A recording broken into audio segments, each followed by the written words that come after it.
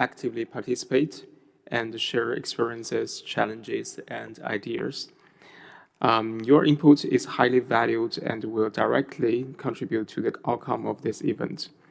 The topic of this breakout is to discuss the sustainable management of forests, including implementation of sustainable agroforestry approaches and utilization of sustainable forest products. A quick note for our virtual participants: to request the floor, please enter the name of the party or organization you represent, followed by your full name in the format. So it looks like party or organization, heaven, your name. Once you are given the floor, please unmute yourself. But before that, and for the rest of the time, please mute yourself. And we have also included mirror boards for virtual participants to share their views in another format, and secretary colleagues will be sharing the links to the mirror boards in the virtual meeting, and we will together get a chance to look at it towards the end of this session. And we encourage the virtual participants to use the board to share best practices and actionable solutions during these breakout sessions. And we hope this session will be both productive and inspiring. Let's make the most of our time together. So the guiding questions for this group, I think we also have these guiding questions in the annotated agenda. What are the best practices and actionable solutions in your country or region for the sustainable management of forest? And to help get the conversation started, we are pleased to have some icebreakers in this room who will offer brief reflections on the guiding questions to set the tone and help ease us into the discussion.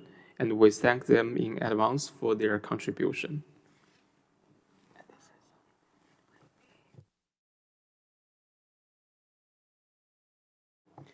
So for our session, we will have two icebreakers. Firstly, we would like to invite Mr. Marco Tulio from Brazil to share Brazilians' experiences on this area. Marco, please come to the podium. Shall we go to the podium? Yeah. You can come right here. Yes. Thank you.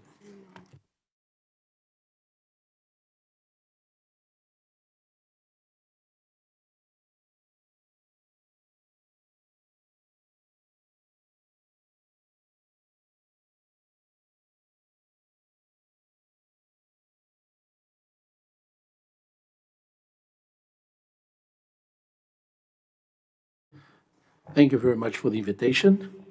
So I am Marco Cabral, I'm head of the COP30 Forest Unit. Our role is precisely to try to build bridges between all issues relating to forests in the presidency of COP30. So I'm very glad to be invited to be here. We are convinced that this is a very important issue, especially, when we chose to host the COP and specifically to host it in Belém, in the Amazon, the Brazilian Amazon, we had in mind precisely the importance of forests and the importance of us giving it its proper place in the climate regime. We are all conscious of the fact that about 3/4 of greenhouse gas emissions in the world come from fossil fuels. This will not change, but forests are also a very important part of the problem and of the solution. Roughly 15% of global greenhouse gas emissions come from forests. At the same time, as we have already been seeing in the morning, forests can be a very important part of the solution, and forests are also much more than just a carbon stock or a carbon sink. I don't need to preach to the converted here. I would like just for us to focus our discussion. I would like to remind you of the most widely accepted definition of sustainable forest management. This definition was proposed by Forest Europe just 1 year after Rio 92, so in 1992, 93, bearing in mind the Rio Declaration and the consolidation of the notion of sustainable development. And this same definition is incorporated in the lexicon of the sixth assessment report and of the report of the IPCC, so it's usually the most widely accepted definition. It states that sustainable forest management is the stewardship and use of forests and forest lands in a way and at a rate that maintains their biodiversity, productivity, regeneration capacity, vitality, and their potential to fulfill, now and in the future, relevant ecological, economic, and social functions at local, national, and global levels, and that does not cause damage to other ecosystems. So we believe this idea captures very important notions here. And it is the case that if we are to maintain standing forests, especially in tropical developing countries, they have to be a source of livelihoods. If forests are seen as something untouchable, of which you cannot make a living, people will be faced with a dichotomy, and many of them will just choose to chop it and raise cattle. So there has to be ways to make forests a source of livelihoods in a sustainable way. And that's the main idea of the concept of sustainable forest management. Coming to our region in South America, there are very positive examples of that. So for instance, as it happens, I was last week in Guyana, the neighboring country to Brazil, as you know, one of the most highly forested countries in the world, in the Amazon. And I had the privilege of flying over the country for roughly 3 hours, back and forth in small aircraft, so I could have a clear view of the forest area of the country. And as I was told by local officials, most of those areas we flew over, they had already had sustainable logging. They have gone through sustainable logging. That is, selectively people cut a few trees, roughly 3 trees per hectare, of valuable woods, and they keep the rest of the forest as it is, and they can return there after a few decades, allowing time for the forest to recover and so on. And it's quite impressive. When you look from above, you think you're seeing a pristine forest, and yet it has already been logged in a sustainable manner. So I think it's a very successful example. As for agroforestry, we also have very interesting experiences in the region. In my country, for instance, in Brazil, in the municipality of Tomé-Açu, in the state of Pará, the same state where Belém is located, there are very interesting experiences of agroforestry. So in this case, the production of permanent crops, right? Tree-based permanent crops, especially cocoa for the production of chocolate, and acai berries. So they are done in conjunction with the standing forest. So therefore, maintaining significant carbon stocks, protecting the soils, and also allowing for a reasonable level of biodiversity to be maintained, while at the same time practicing agriculture. So there are many such interesting experiences, and this is a big part of the solution for us to protect tropical forests around the world. It's an issue to which we should give a lot of attention and see how we can do more of that. So I'll stop here for the moment. Thank you very much. Thank you, Marco, for sharing your experiences in this region. And next, we would like to invite Dr. Rafaela Flesch from the Stockholm Environmental Institute. And Rafaela has did a lot of research around the world on those in this area, and we would like to invite her to share her insights and also variety of cases during her research. Rafaela, if you are online.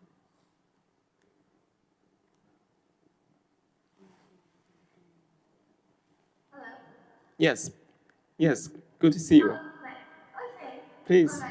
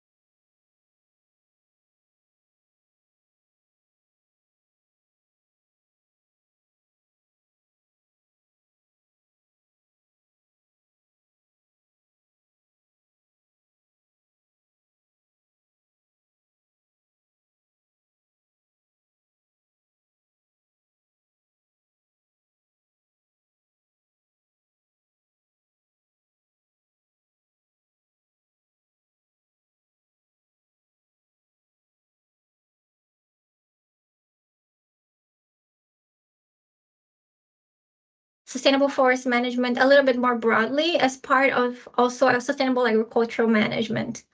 And then one of the questions that I have for everyone to think about is how can we do through policy, knowledge sharing, and investment support these practices as part of the future of agriculture, and in a way also breaking with some of the antagonism between forest and agriculture. And that's it. Thank you so much. Thank you, Rafaela. I think the question about how to enhance the policy as well as investment to this area is a question that posed to all of us. So colleagues, with these two icebreaker presentations, I would like to open the floor for any discussion. And you can also raise questions to our previous icebreakers, Marco and also Rafaela. And of course, you can also share the experiences in your country, in your region on this sustainable management of forests. Please, if anyone wish to take the floor, just give us a signal. Sometimes it will be difficult for us to see because the light is very strong in front of my eyes. So please, if anyone wishes to take the floor, please.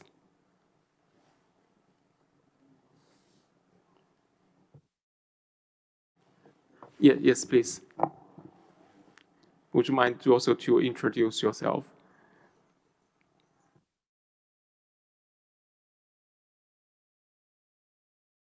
This is much better. Oh, can we turn off the big lights?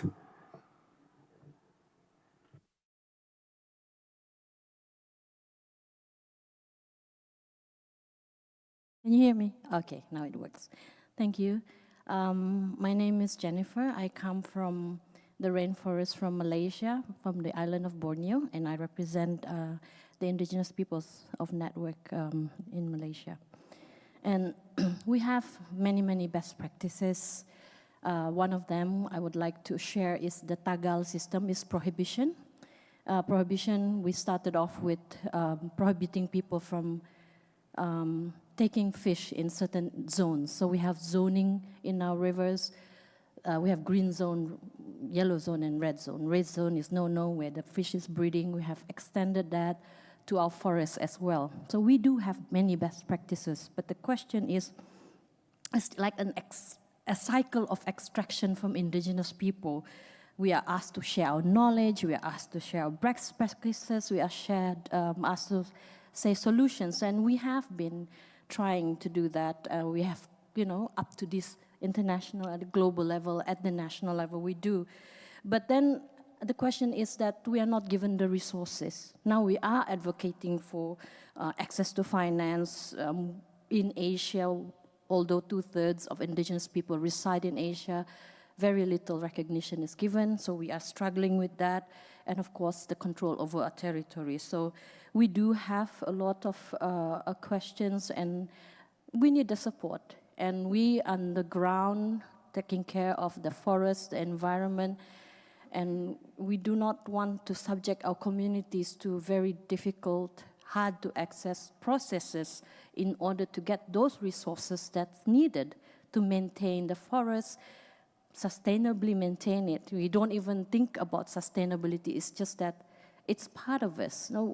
I always say that they always say it's difficult to monitor, it's expensive to ensure that forests are sustainable, but it's not expensive if you involve the people that really cares about the forest, that's living next door.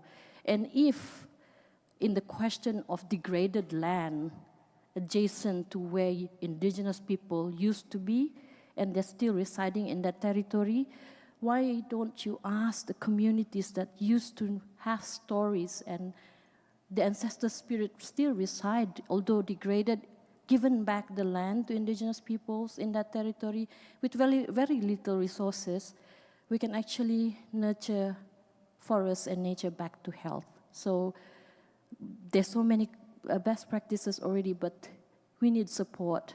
We need your trust that we can do it. And I think it's always the question of, yeah, you have a small, you can only do in a small area, scale up, scale up, scale up. But we can't scale up if we are not given the trust, we're not given the resources. Thank you very much. Thank you, Jennifer, for sharing. I think you mentioned two very important aspects. One is the support. We need resources to conduct the any kind of activities, especially, as you said, we are part of the sustainable development, and also to build trust. I think this is also very important for all of us to cooperate with each other. Thank you so much for sharing. I now would like to give the floor to online participants from Canada, I think. Chris from Canada, would you mind to unmute yourself and sharing with us?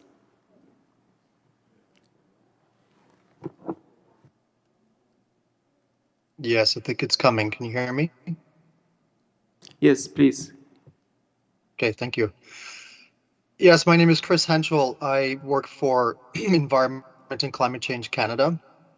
And I wanted to share some experiences, a recent experience I've had from reviewing applications and working with recipients from a relatively new federal funding program on natural climate solutions, which includes a focus on deforestation, avoiding deforestation, and improving forest management within Canada. And this is a 10-year, $1 billion US dollar fund. And I just wanted to give, first of all, I guess I want to reflect on a few types of interests and projects that are coming forward that I think are instructive and inspiring, and then also just comment on the potential of a fund like this to catalyze change and find and support actionable solutions to sustainable forest management. And building a bit off the last comment, the first thing I wanted to speak about was a number of projects that a number of applications we've received from Indigenous communities to assume management and greater leadership over their traditional lands and manage forests in more holistic ways that are aligned with an Indigenous worldview and that have increased benefits for wildlife and climate mitigation. And what's been most striking to me about these projects is that there is how many of them there are. Many projects from across the country, really inspiring, innovative ideas, showing a real exhibition of leadership from Indigenous people and wanting to contribute to sustainable forest management and of their traditional lands. The second, where there's been a real confluence of interest, has been projects on private land that aim to carry out restorative forestry practices that take forests from a younger, simplified, homogeneous condition to forests that better reflect a natural condition of older trees and greater structural and biological diversity, a condition that stores much more carbon and is much more resilient to forest fire and the impacts of climate change. And we've seen this largely in eastern Canada, where the forest was naturally much more diverse and multi-structural forest. A third area is access to carbon markets for improved forest management. The Canadian government has established a regulated carbon market and has now a carbon offset protocol for improved forest management on private land. There are no projects registered yet or verified under that system, but it's something new that's come online, and we're also currently developing a similar protocol for public land. We've seen a lot of interest in both of those protocols and the potential for carbon finance through a regulated carbon market. The second last area I'd like to mention is that we're seeing a lot of organizations seek urgent support to protect forests from highly destructive insect infestations that are newly arriving in Canada due to climate change. And there's been a special need identified for developing biological control agents for these insects. And finally, the one area which was mentioned earlier in the day by others, it's an area of great interest, but also an area where much learning is still required, and that is how to manage forests sustainably in ways to reduce fire risk, while also managing for carbon storage, biodiversity, timber, and other values. So these are some of the projects and interests that I've seen come forward through participating in the management of this fund that I think are interesting and inspiring ideas that point to actionable solutions. And I'd just like to close by saying it's also been very interesting to see the impact that this fund has, a relatively large federal fund, and the impact that it has had on catalyzing significant advancement in understanding opportunities for natural climate solutions, and also the development of natural climate solutions projects. There's been a lot of interest in it, and a lot of really interesting ideas, and a lot of learning that has already happened in the first 5 years of the fund. So that is what I wanted to share. Thank you. Thank you, Chris. Before I give the floor to our colleagues from Switzerland, may I pose you some questions regarding to Sure. What you have just shared with us? I think the carbon market is something that I think widely heard from the floor, both this morning and also I think I assume tomorrow as well. So how that works in Canada when you use the carbon markets mechanism to support those sustainable forest management program or project? And the second one I'm taking from your sharing is about the how to control the fire risk. Because this morning we also heard from our sun setting that the fire risk is increasing. So we think that Canada may have a lot of experiences on that. So would you mind to share some more on that? Thanks. Sure. Yes, thank you. So first, in terms of how the carbon markets work in Canada, it's not a very well-developed market for forests yet. There are not many forest projects registered. There have been, there's of course the voluntary forest carbon market that has a little bit of activity, not very much. And then there are regulated carbon markets. There are protocols in British Columbia, the province on the west of Canada. And there's just newly, as I mentioned, a federal protocol which applies everywhere in every province of Canada that does not already have its own. So British Columbia has one, and then there's this federal one for the rest of Canada. It's quite new. As I mentioned, that there's only one project that I know of, maybe there's more by now registered, but it's only been up for about a year. And so it's focused on improved forest management. So there's a whole protocol, of course, that describes baseline, additionality, permanence, etc. But there's been low market penetration so far. And for our public land protocol, that faces additional challenges because we need to settle the issue of ownership of the carbon credits. For private land, it's quite clear, but for public land, it's much less clear. So that's on carbon offsets. When it comes to forest management, when it comes to wildfire, there's a lot of interest, as I mentioned, in studying the best ways to reduce wildfire risk. One of the things that we're looking into is switching to planting a more diverse array of species. There's been a lot of planting in the last 50 to 100 years of commercial species for pulp and paper and lumber, which are softwood species, conifers like spruce, which burn rapidly, readily, and intensely. So one of the ideas that's being explored is planting less flammable trees. That, of course, would take quite a bit of time to have an impact. But that's one example of a concrete activity which could take place, and then a lot of the other effort is being put into research at this point. Decreasing fire loads as well, because over decades of fire suppression, which we've practiced in Canada, a lot of fuel has built up in stands that have not been allowed to burn to even a low level. And so because these stands have not been burned at a low level through low intensity fires over the past decades, it's allowed a lot of fuel to build up. So now that when fires do come, they burn very intensely, much larger and much hotter. So it's also a matter of one of the other strategies is to deal with this legacy of old fuel that's established, that's built up over time. Thank you, Chris, for sharing with us very concrete examples and approaches that this works for Canada. I think not necessary to workable for every country, but I think different country can test. And because we are just saying this is a approach for learning from each other, not to say copy from each other. I think that has to be adapted to the national circumstances, like what kind of species you have in your forest and so on. Thank you so much for sharing with us. I would like now thanks.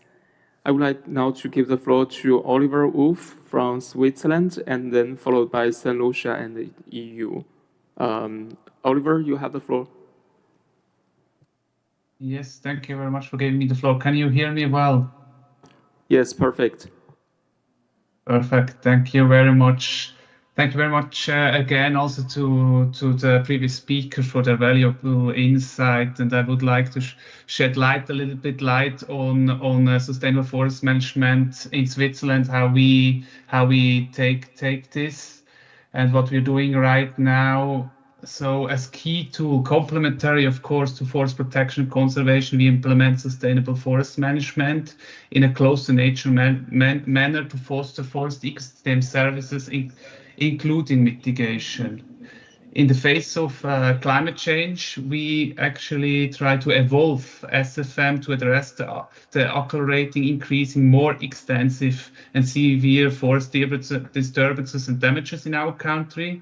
Here I can provide you with an example, with some example from our most recent findings of the National Forest Inventory, which show for the first time clearly the impact of climate change in our forests.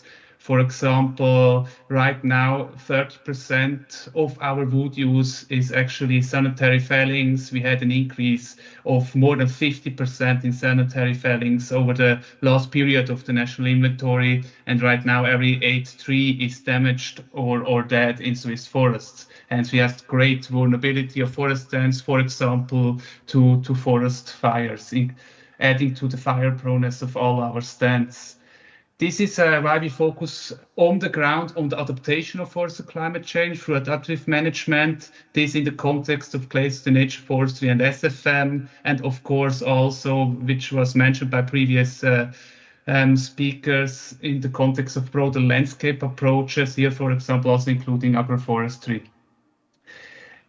Regarding the adaptive part here, it's all about enhancing diversity, as also the speaker from Canada just mentioned, enhancing diversity of tree species, but also stand structure, genetics, but also the elevation of individual trees, disturbance resistance, and in some cases in production forest, reduction of rotation periods. Here we support from the federal level, and also the state do the same forest owner in implementation actions. For example, through technologies, we developed an application where forest managers can access information, stand-specific information on adapted future tree species, and of course we also do financial incentives. All this with the aim to reduce climate-induced risks, such as from fires, to enhance and create adapted and resilient forests. And in this regard, we would be eager to hear from other countries what incentives mechanisms they put in place or what they're thinking about in putting in place regarding of SFM and adaptation of forest to climate change. Then adaptive management practices, which I just mentioned, go hand in hand with sustainable use of forest-based products. This to enhance forest and wood's climate mitigation for benefits. Wood harvest must serve sustainable and a circular bioeconomy. Recent research findings show in our country that just approximately 50% of the carbon stored in trees harvested is actually transitioned into long-lived wood products. And here we will be eager to hear best practices, takes from other countries, institutions, how to increase this carbon transition, as this is something we're currently working hard on. Thank you very much. Thank you, Oliver, for sharing the experiences from Switzerland. I now give the floor to colleagues from St. Lucia.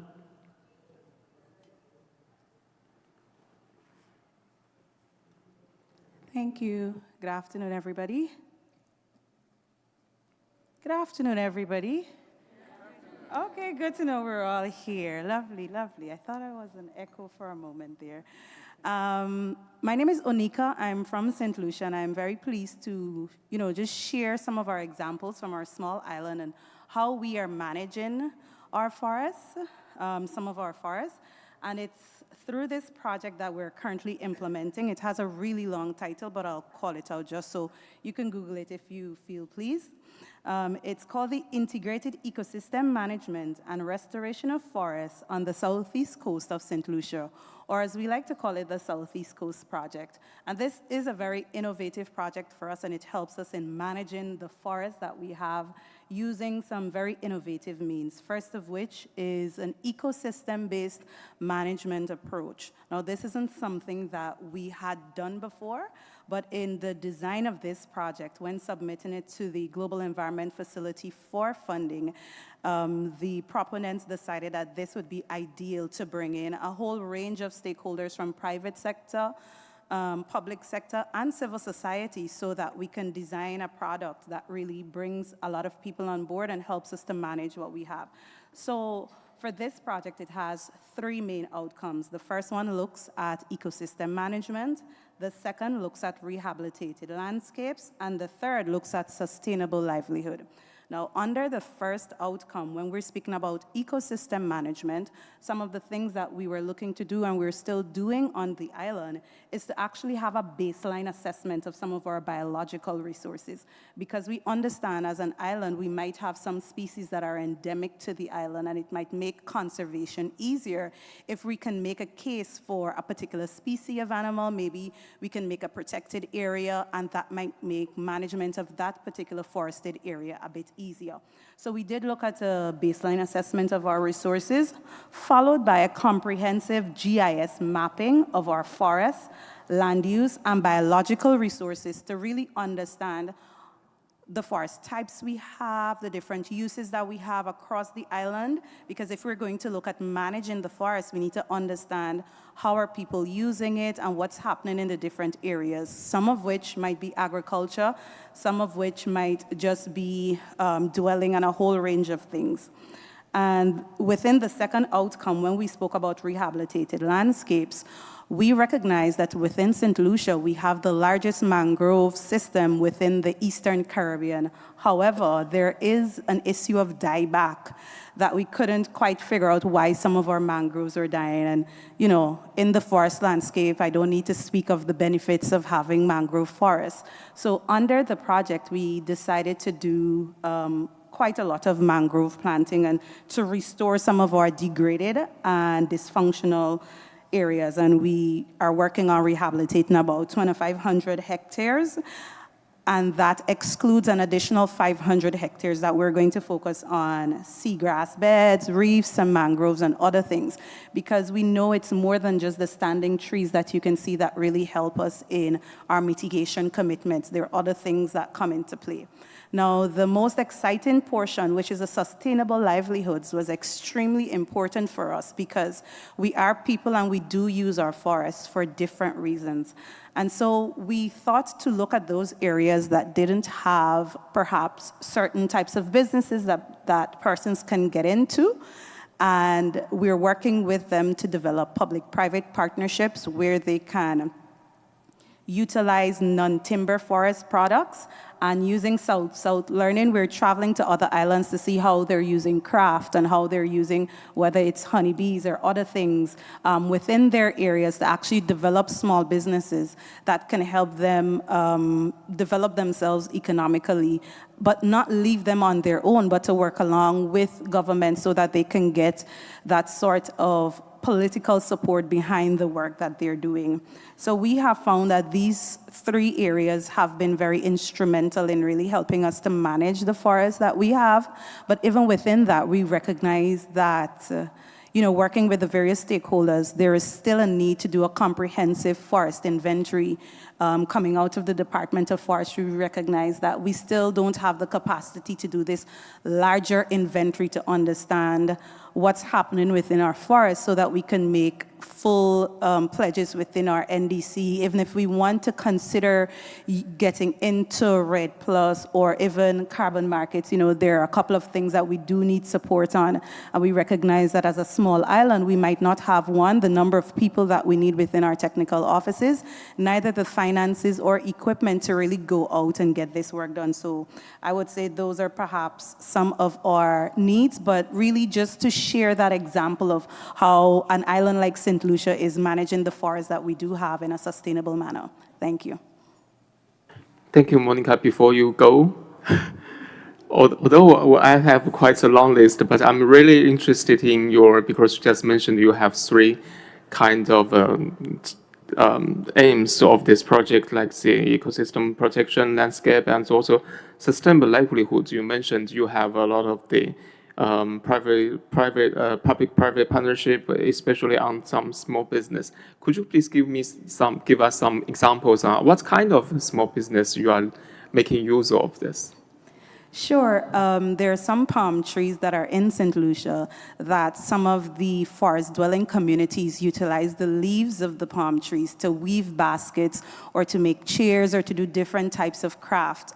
Some of them, they might get oil from the bark of the trees to do a range of things. So what they did last year, I believe they traveled to the Bahamas to see how they were utilizing their palm trees within the various craft and what they were doing, to learn different weaving techniques and different things like that. And I do think one of the other businesses they were looking at was setting up a nursery within certain communities that were doing agriculture close to the forest so that they can have an area where they have small crops being grown that they can then transplant to their farming areas, that they wouldn't then need to clear additional areas to set up these nurseries. Thank you so much for sharing. It's very, very concrete, very easy to understand. Thank you so much for the efforts. I would like now to give the floor to European Union, please.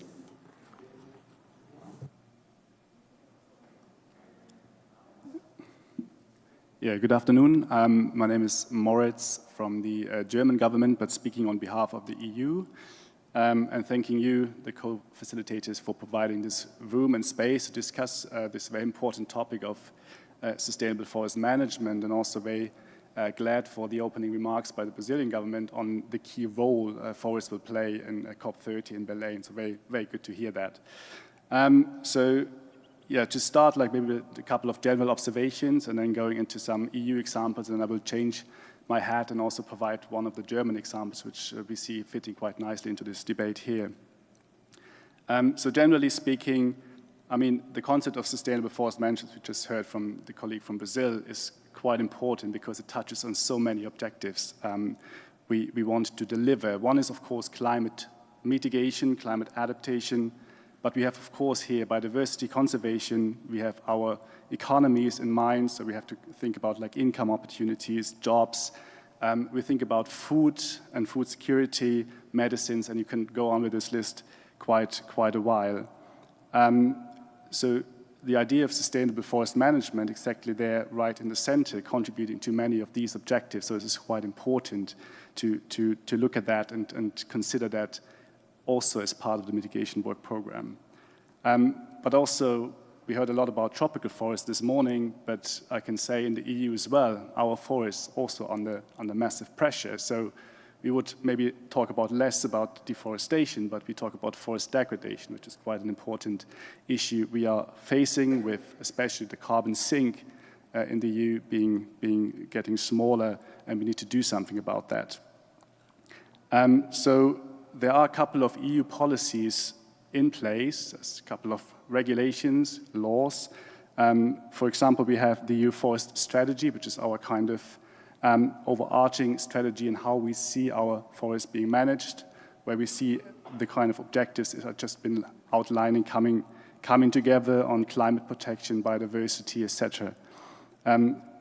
With this together, we have a regulation on the LULUCF sector, which is the forest and land use sector, to come up with targets or to meet targets on the carbon sink in the EU, which also goes hand in hand with these kind of measures required. We also have the nature restoration law. So this is basically a requirement to increase nature spaces, which also, of course, does include forest as a quite critical element in this regulation. And then the fourth pillar, I would say, drawing also on the question, is on the sustainable management side of things, is the forest product. So we also have to make sure that we manage the forest as well, that people can make a living from them. We heard from the colleague from Brazil, so we need to think about the way we kind of conceptualize bioeconomy, for example, and to reap those benefits, all within the context of sustainably managing the forests. And before drawing on the kind of German German experience on this one, of course, when we've heard this also before, supporting and giving the right support to local communities, to indigenous communities, indigenous groups is absolutely crucial, and the EU, of course, does support that endeavor very, very much. Just a couple of words on a German example from the recent past, where we try to kind of bring together those objectives, and we call this an action program on nature-based solutions. So this action program is quite a large-scale financing program over the next couple of years, where we roll out a lot of measures in the space of nature-based solutions, but also covering the forest sector. And so there we have measures in the area of afforestation, reforestation. We have, and this is kind of a significant issue we have in the EU, is basically making our forests adapt to the changing climate, right? So we have forests which are just not in the right condition, and we need to kind of make that transition successful. And so we have quite a few measures in that space as well. So this program, again, as I think heard from the colleague from Canada, has attracted quite a lot of attraction and a lot of people and initiatives asking for that kind of support. So we really recognize a willingness to dive into these kind of nature-based solution type of measures in Germany. So it's a very good example that these measures do work. These measures are actually by people being welcomed. So I would like to finish with this one, just saying maybe as a general kind of remark, as we heard this in the morning as well. Of course, forests, mitigation measures, and the IPCC is very, very clear about that, but we should not forget that this is only one piece of the puzzle and should not, divert us from the really, really rapid and sustained reduction in emissions in other sectors, so it can only be complementary. I think this message shouldn't be forgotten, but it's a very critical part is the portfolio in the forest sector to reach our climate goals. Thank you. Thank you, Moritz. On behalf of the European Union, I'll refrain myself from raising questions because we do have a quite long list, and I do wish participants you can raise questions. I leave this chance to you. Thank you so much. I would like now to give the floor to online participants from Canada, Talak Sadiq. Tala, are you online? Thank you very much, Chair, Yes, Co-Chair, please. for the opportunity to take the floor. On behalf of Canada, my name is Talha Sadiq. I work for the Canadian Forest Service and just wanted to echo some of the sentiments raised earlier, but also share some best practices and actionable solutions for sustainable forest management in Canada. Some of the best practices that have worked in our country, Canada, include forest certification and strict rules and regulations regarding forest management. To just put that into context, Canada's forest laws are amongst the strictest in the world, and our provinces and territories have jurisdiction over the vast majority of country's forests, develop and enforce laws and regulations, policies related to those forests. And generally, on public land, forest management plans are prerequisite to any forestry operation, and they account for and deliver on multiple values raised earlier by some of my colleagues, such as biodiversity, water, soil, and cultural or heritage values as well. On top of strict regulatory framework, the other point I wanted to make was Canada also has, or forests in Canada, forest management practices adhere to certification standards. So there's 3 commonly used certification standards in Canada, and as of 2021, 158 million hectares of forests are actually certified to one of these 3 internationally recognized forest certification programs. So although each of these certification programs have their own distinct elements, they all promote principles and practices that form the basis of sustainable forest management. And as such, Canada has the largest area of forests where the practices are third-party independently certified to one of these various elements, making up approximately 37% of the world's certified forest area. And lastly, I would just like to share 2 examples of programs that have worked well in terms of utilization of sustainable forest products. So in 2013, Government of Canada funded Tall Wood Building Construction Program. essentially known as the Tall Wood Building Demonstration Initiative. And this program addressed technical barriers in the design, approval, and construction of tall buildings and encouraged greater market acceptance of engineered wood products in tall wood building applications. Similarly, we also have a Green Construction Through Wood program, which promotes the use of wood as low carbon construction material in innovative buildings, where increased use of long-lived wood product to store carbon in the built environment and use of wood products instead of emission-intensive materials can provide opportunities to mitigate climate change. So through these programs, through these Government of Canada programs, we're contributing to decarbonization of industrial processes in the forest sector, as well as efficient use of resources that generates more value from the same amount of wood and the development of novel wood-based bioenergy and bioproducts. Thank you. Thank you, Tala, for your sharing. We have quite a long list. We will have Panama, Iran, Colombia, Brazil,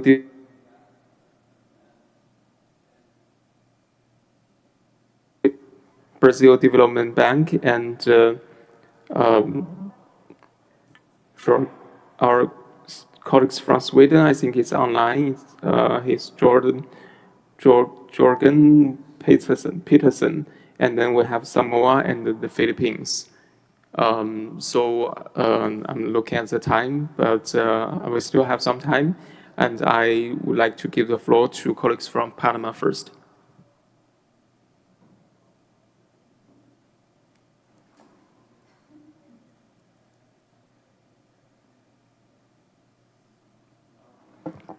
Is our colleagues from Panama here in this room, or would like to make the intervention online? Oh, yes, please. Sorry to have you moving to the microphone.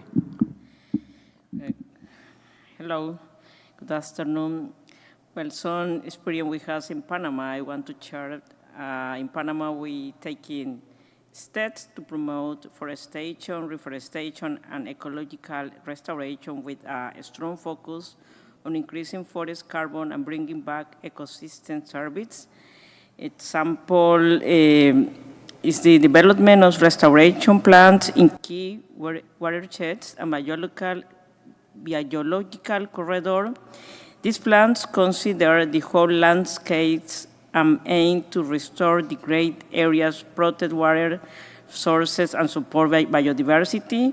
We also prioritize planting native species that are well adapted to local ecosystem. This help improves long-term forest health, supports more carbon storage, and benefits nearby community.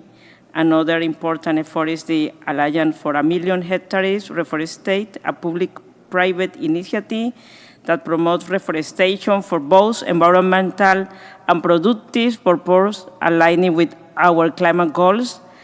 Panama also works closely with rural, indigenous, and farming communities, combining traditional knowledge with modern forest management to strengthen local skill and encourage participation. We are using geospatial tools and forest monitoring systems to measure carbon capture and track the progress of reforestation activities.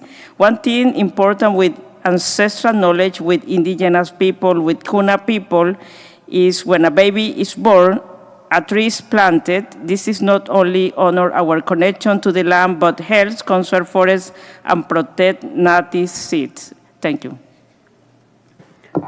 Thank you for sharing with us the experiences of our host. In fact, previously, very informally, I'm discussing with some of my colleagues that there is any possibility for us to visit the sites that the host countries are taking these activities. So I'm not sure if delegates here, participants would like this idea. If so, next time we would like to try to explore if we can have like say half a day to have a site visiting to the host country to see what exactly those countries are conducting these actions. I think learning from the site would be more impressive to everyone. But thank you very much for hosting us here, and thank you for sharing the experiences of Panama. Thank you so much. Next, I have the floor to Iran, please.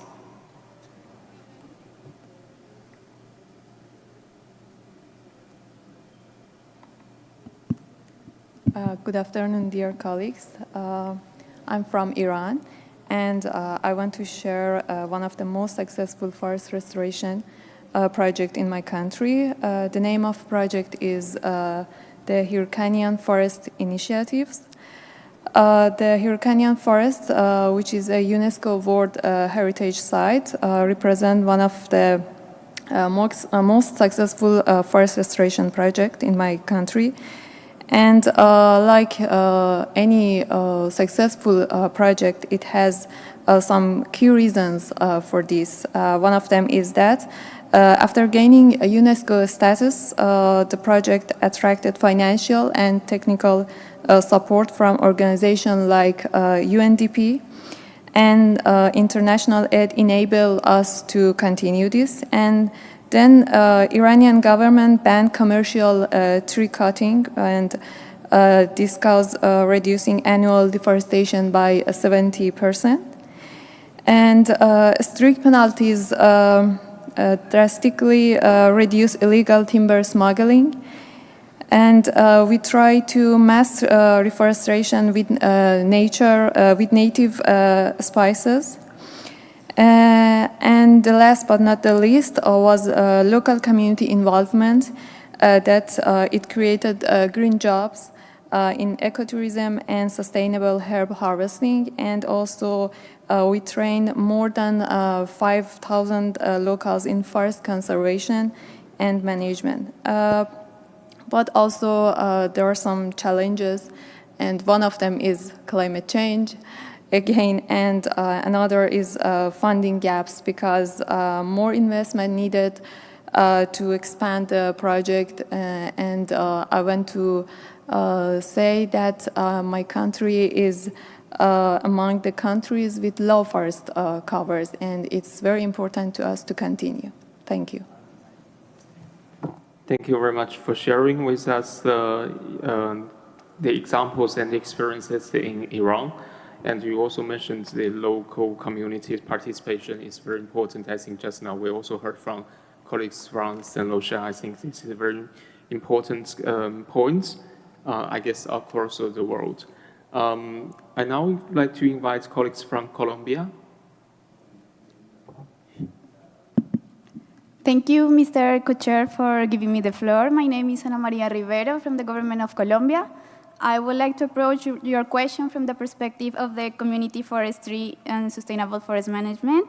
So we start from the question of how to manage forests in a way that ensures their conservation while meeting the needs of the society, especially the local communities, without compromising ecosystem health, involving planning, managing, and responsibly using forest resources, both timber and non-timber, through sustainable practices. So all these components are aligned and interconnected with the goal of conserving biodiversity, contributing to the preservation of species and forest ecosystems. At the same time, the question is how to enable the economic sustainability of communities through sustainable use of forest resources, generating income and employment for local population, in turn improving the quality of life for ethnic groups and rural communities, and reducing deforestation, helping mitigation of climate change. So in Colombia, of the approximately 60 million hectares of natural forest, 31 million hectares are within territories titled to Indigenous and Afro-Colombian communities. These forests have provided an important array of economic services, including cultural, provisioning, and supporting and regulating services that have contributed to meeting basic needs of these communities. For this reason, sustainable forest management through community forestry aims to increase the forest sector contribution to the national GDP and at the same time to improve the quality of the interested rural inhabitants.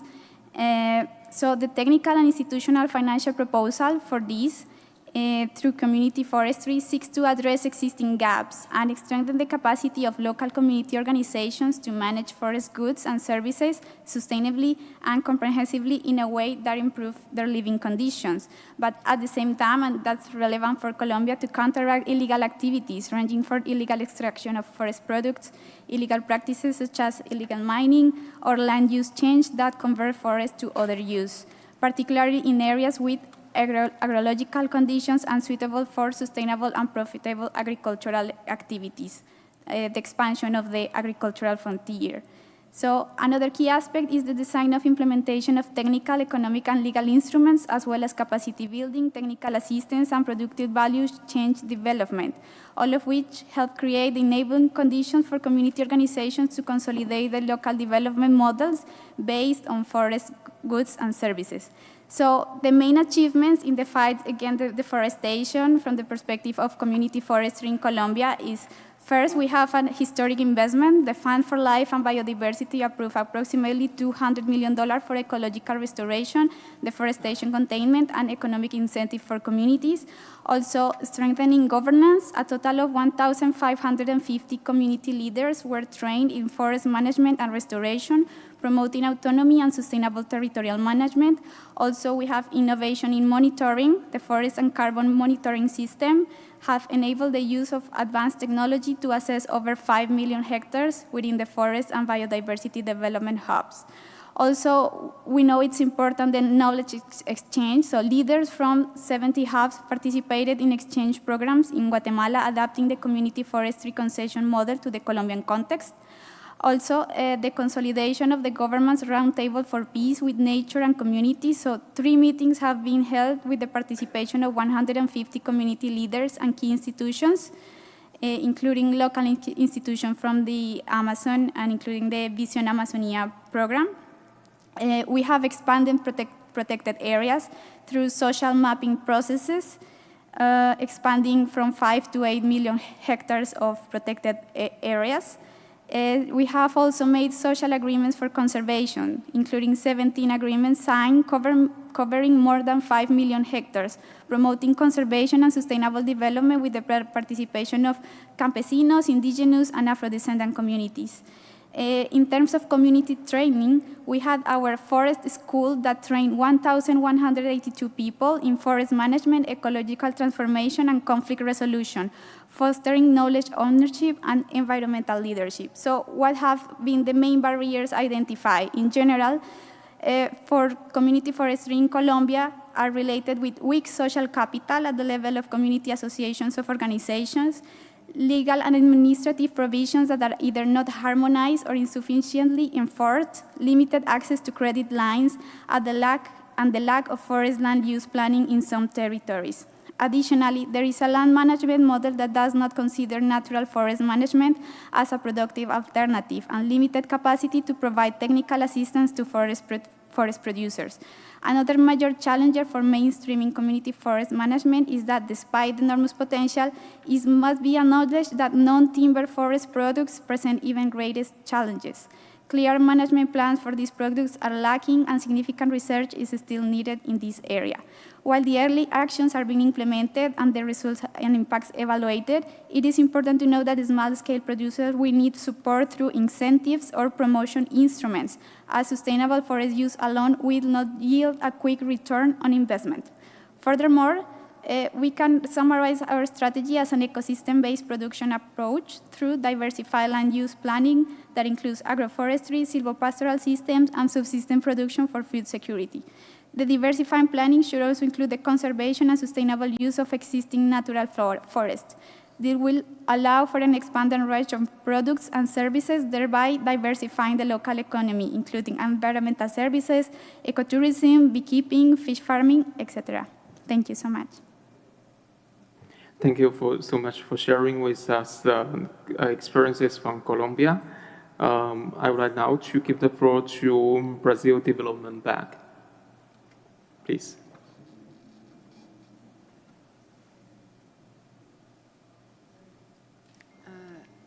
Hello, good afternoon. It's very nice to be here. I'm Fernanda Garavini. I'm from the Brazilian Development Bank. We are responsible for the management of the Amazon Fund.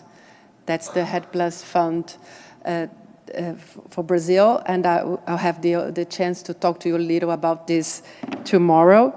But I would like to share a little bit about our experience with management of the forests, and it's not only my opinion. I'm taking some data from an important study that was made in Brazil and that we supported with our experience in the Amazon Fund.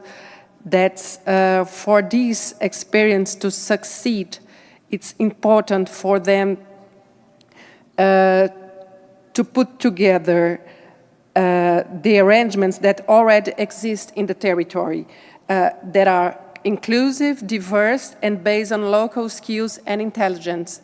And in our project for 4 years, we could not make new projects for the Amazon Fund, and the projects that were best succeed were the ones that have been made by the locals, the indigenous people, traditional people, as you've been telling this here. And it's also important for the maintenance of the forest, for the governance of the protected lands, for the indigenous institutions themselves and traditional people, for them to have a voice and decision-making on the governments of their lands. We've seen this as a very important in Brazil for the maintenance of the forest. And another point that is very important is for us to put together the maintaining of the forest and other initiatives that promotes better living, like food security and so on. For example, tomorrow, our colleagues from the Itamaraty, they go through an initiative called Arc of Restoration, and we put together restoration and SAFs, that's the systems that put together agroforest, like we will discuss in the next panel. So we must put this all together. Governance of the protected areas for the indigenous and traditional people who live there.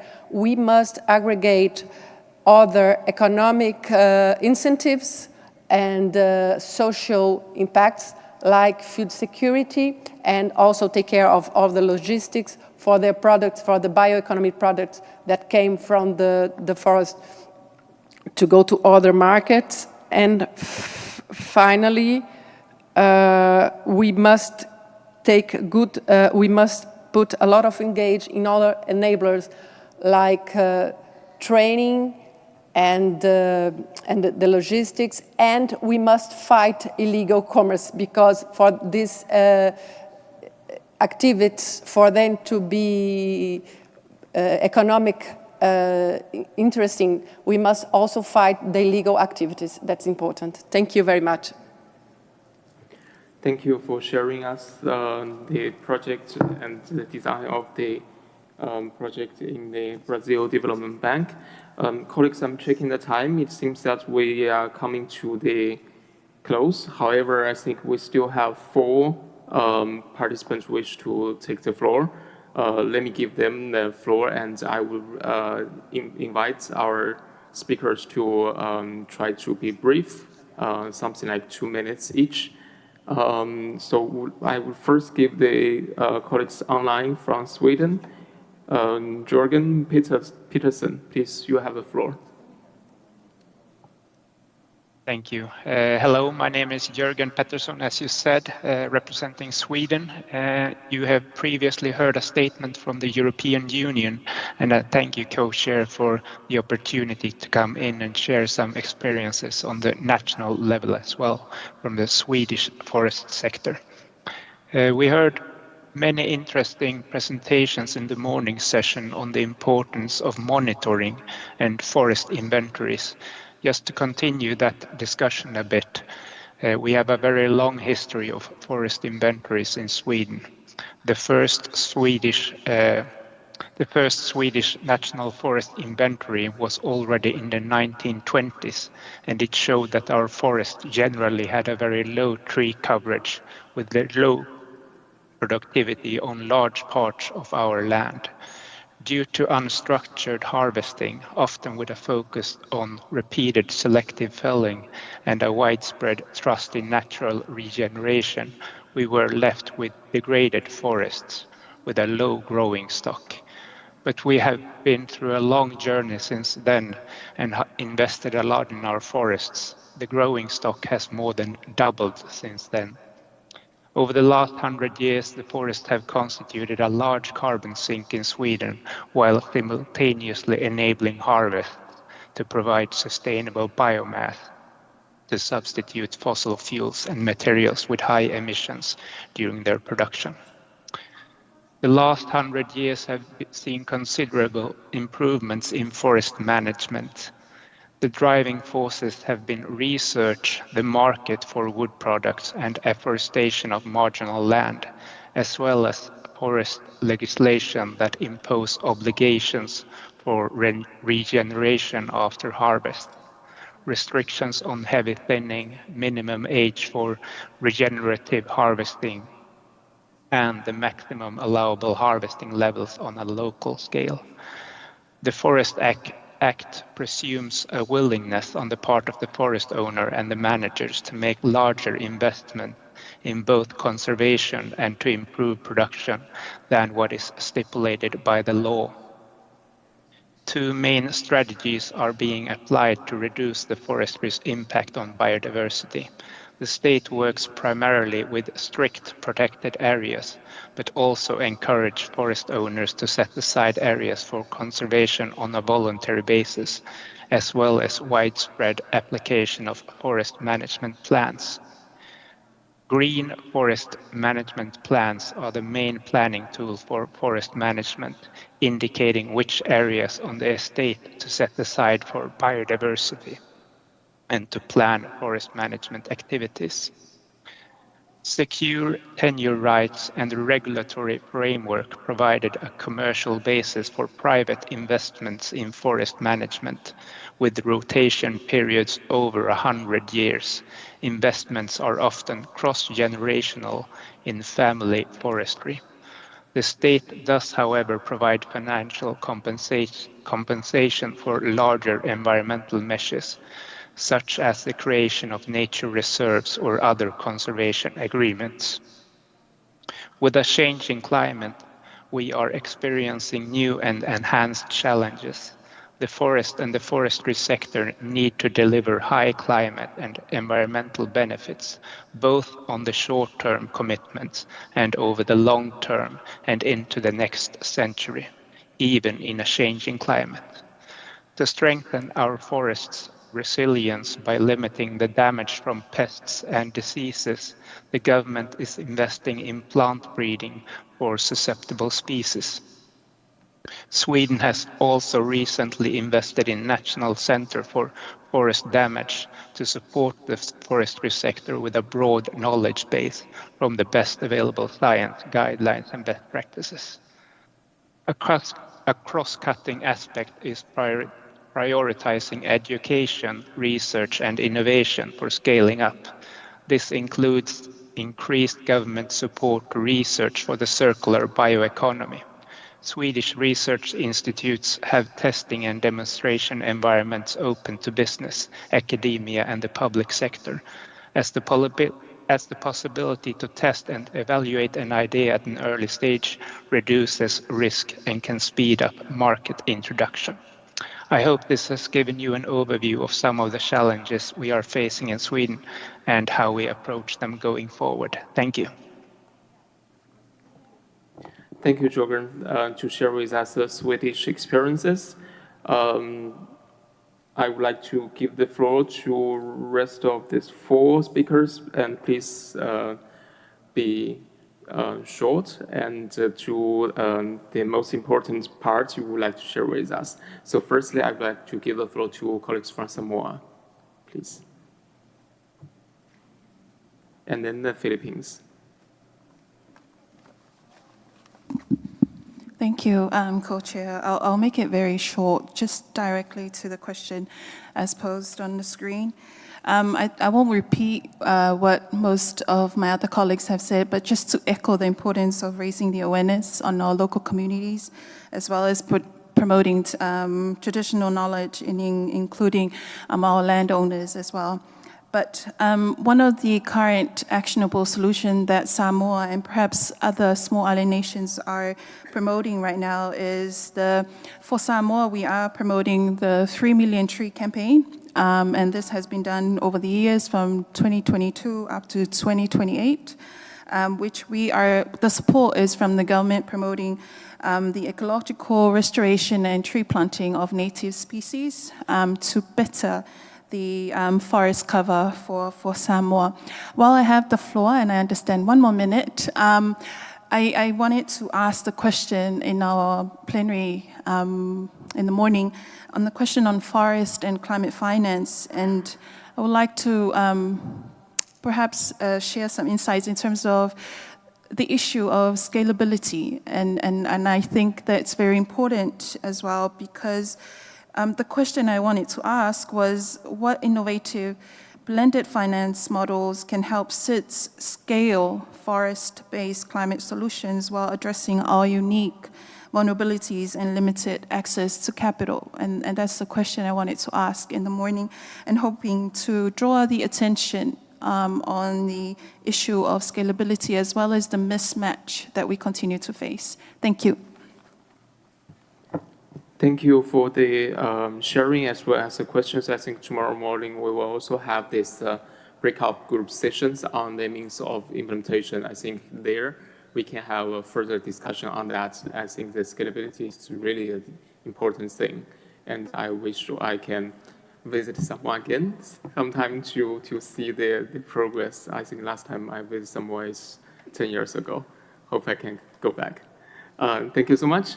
I would like to invite colleagues from the Philippines, please. And then we will have China online after the Philippines.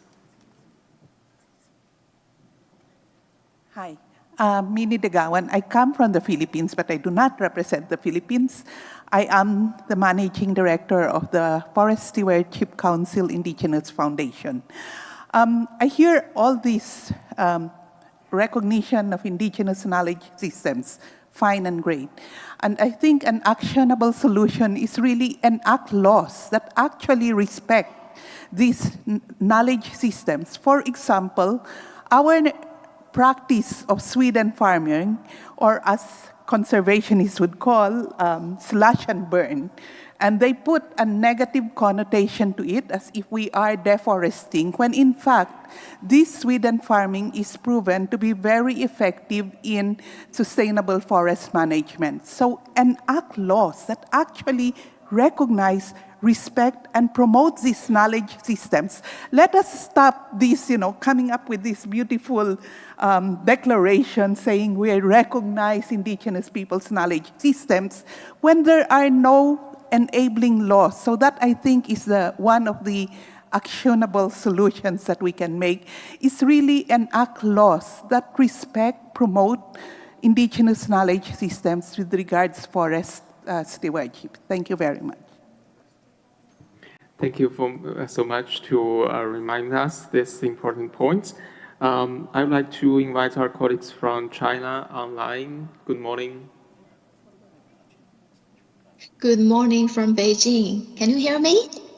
Yes, please go ahead. Good afternoon, and my name is Xu Yingxue, and I work for National Forestry and Grassland Administration of China. I'll be brief. The Chinese government has identified strengthening sustainable forest management as a strategic choice to promote green and low-carbon development and leverage forestry's role in addressing climate change. So the key approaches are as follows. The first one is the forest law in China has established dedicated provincials for forest management. It requires state-owned forestry enterprises and institutions to formulate forest management plans that specify cultivation and maintenance measures. Second, China has formulated the National Sustainable Forest Management Plan, which is from 2016 to 2050, proposing targeted implementation strategies for different regions and forest types to address specific challenges. Third, we have set the binding indicators for enhancing forest quality to reinforce local government responsibilities in advancing sustainable forest management. Fourth, China has launched pilot and demonstration programs for sustainable forest management, summarizing effective forest management models such as close-to-nature management, establishing multi-layered mixed forests, and introducing native tree species to transform monoculture plantations. Technical regulations and guidelines have been formulated to guide practical operations in sustainable forest management, while technical training for grassroots personnel has been strengthened to enhance implementation capabilities. Last but not the least, since 1998, a nationwide efforts have been implemented through logging bans, restricted harvesting, and artificial restoration to 1. Rehabilitate ecological functions of natural forest. 2. To establish a comprehensive natural forest protection and restoration system. And 3. To enhance carbon sink capacity and safeguard existing carbon storage. So that's the work we are currently on for SFM. Thank you.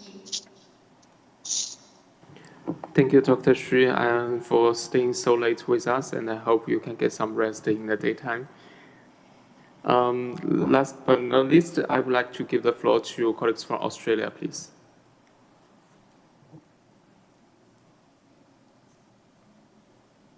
Thank you, Co-Chair. Luke from Australia. I'll try to be as brief as possible. I know we are a bit short on time. I'll quickly just touch on two aspects that we are working on in the sustainable management of our forest ecosystems. One is around the farm forestry, and the other one is on the sustainable wood products. So farm forestry, or farmers planting trees to support timber production, erosion management, soil health, or other benefits, can be part of the solution of sustainably managing our forest ecosystems. One of the ways that Australia is working through this is the land care movement. The land care movement has been supporting sustainable land management practices in Australia since the 1980s, and the federal government continues to deliver activities and programs through the National Heritage Trust program. This movement involves landholders, environmental groups, and regional support services working together to promote and implement sustainable practices. These are supported by the national government and help to promote knowledge sharing. One example of agroforestry in Australia is cattle grazing within natural grasslands and woodlands.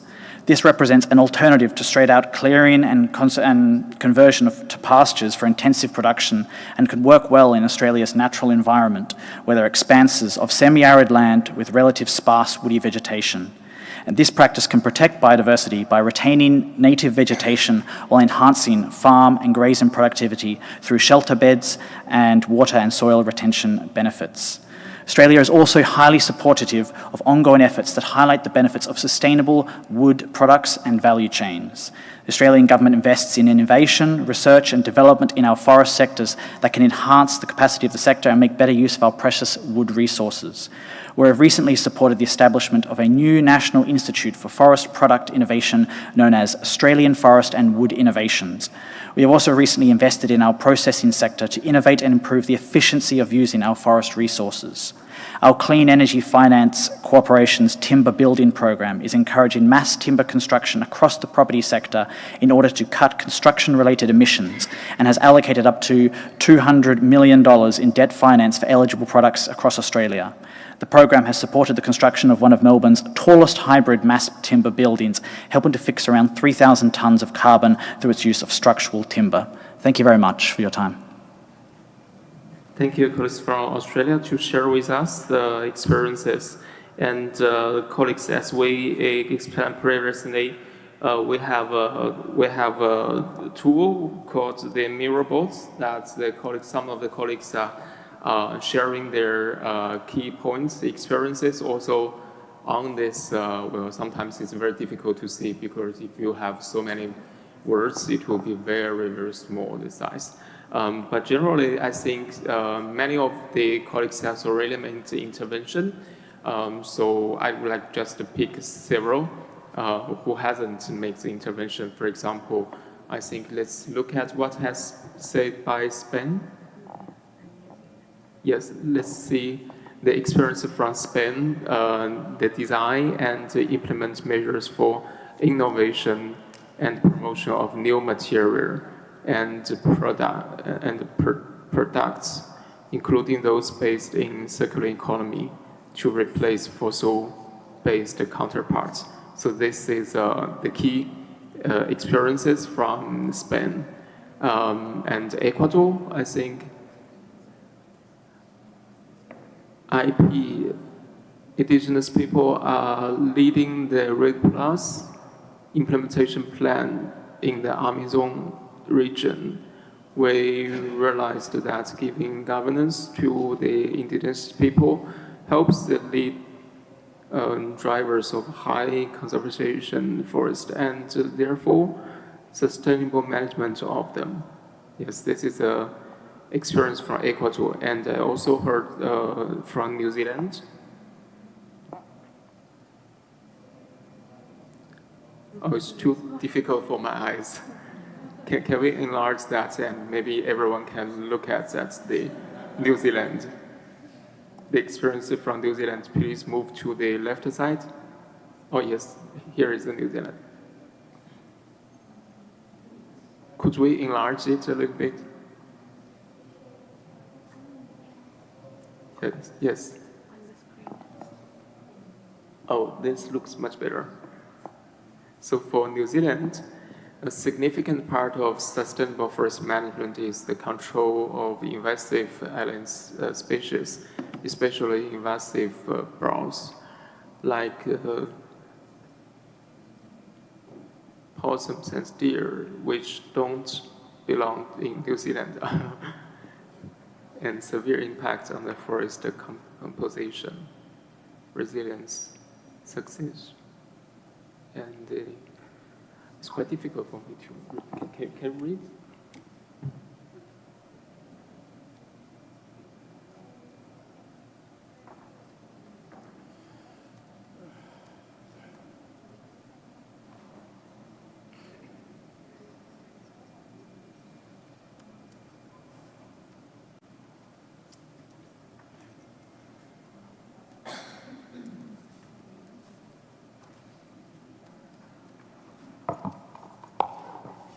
As requested, I'll just read out the text from New Zealand. Thank you to colleagues online for including this.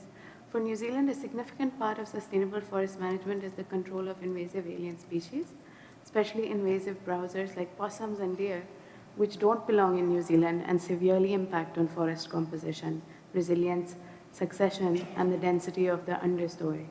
Maintaining effective control of invasive pests will be critical for maintaining the long-term carbon stock, resilience, and biodiversity of our native natural primary forests, but is very expensive and labor-intensive.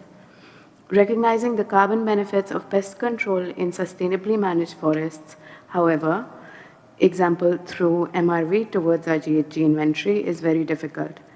Easier, simpler metrics like SFM activity-based carbon lookup tables could potentially help to increase confidence and accuracy in capturing and incentivizing the carbon gains of SFM activities such as invasive pest control.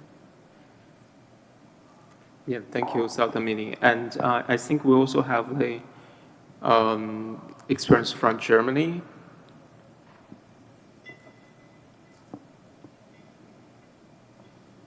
To link climate action with nature conservation and ensure that degraded ecosystem regain their health, their resilience, and their biodiversity through a variety of measures. I think it's quite straightforward.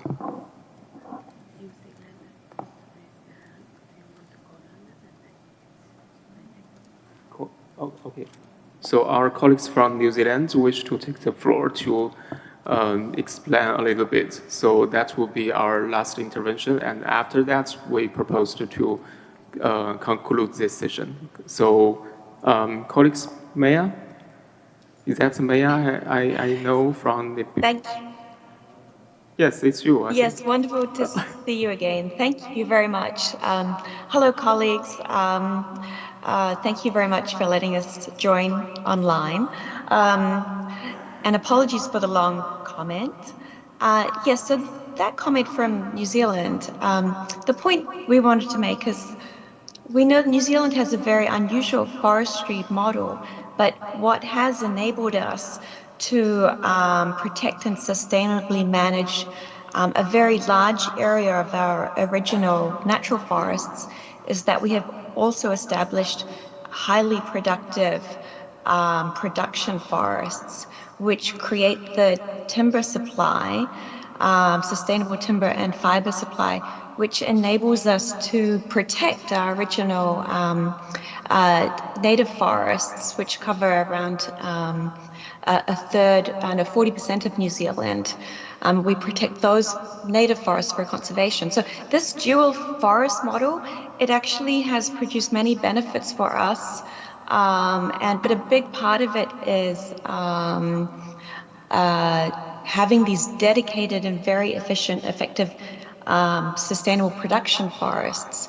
But that said, there are still challenges for us, and I think we've heard this today, that if you manage a forest for only one outcome, whether it's timber or only for carbon, then that creates challenges for resilience and ecological integrity, and that's certainly what we're experiencing. We're very interested in the potential to transition some of our rotation forestry and where they're being planted on eroding places, steep hillsides, to transition them to natural mixed species forests. But this is very expensive when you shift, for example, towards a higher ecological integrity forest. You then, for our landowners, they would then lose the timber revenue from a more intensive forestry regime. So these are all issues that we're still grappling with. We're very successful at establishing carbon incentives for new forests, but how you actually recognize and reward and make it economic to manage more complex forests for multiple benefits, yeah, that's still a challenge, and we're still working on that. Thank you very much. Thank you, Maya. It's so nice to see you in the climate change area. And Maya is my negotiator in the CBD. I always give very constructive solutions, and here we also hear the solutions from New Zealand. Thank you so much. So colleagues, we will, as said, we'll do the report back tomorrow morning. So by this session, I'm very glad and appreciate a lot for this sharing of experiences and practices. So it's a coffee break now. We will come back by 5 o'clock. Yes, please enjoy your coffee and come back at 5 o'clock. Then we will have another breakout group. Thank you so much.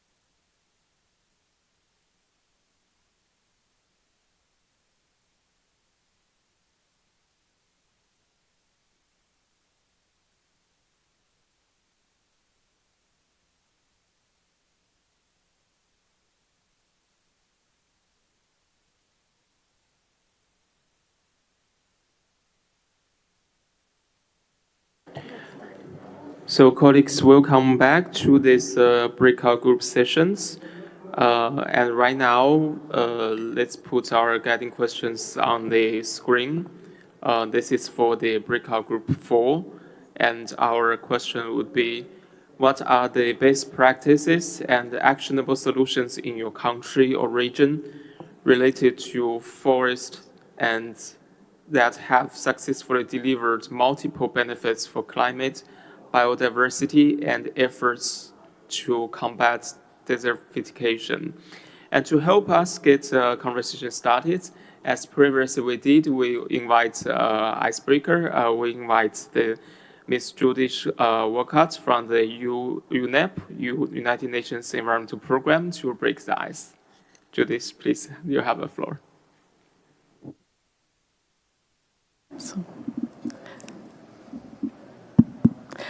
Thank you so much, and good afternoon. My name is Judith Walcott, and I'm the Regional Coordinator for the UNEP Climate Mitigation Unit in the Latin America and Caribbean region, based here in Panama City. So it's really wonderful to share some of this beautiful city with you all.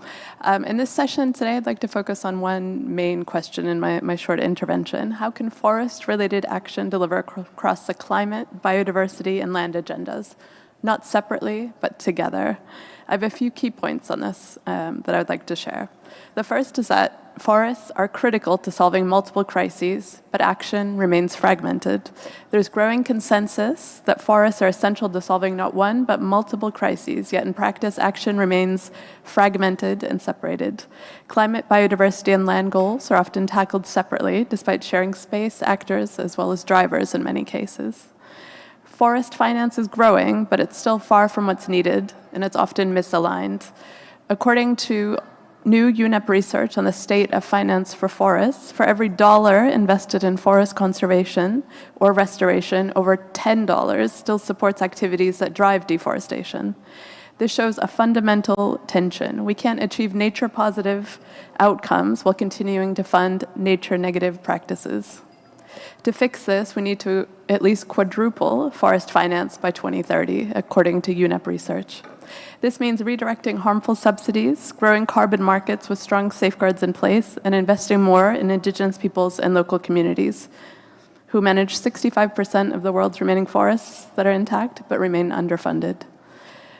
My third point is that protecting forests is the most cost-effective strategy we have for climate change. It requires only 15% of total forest funding, but can conserve 80% of critical forest lands. Forest carbon projects can deliver multiple benefits.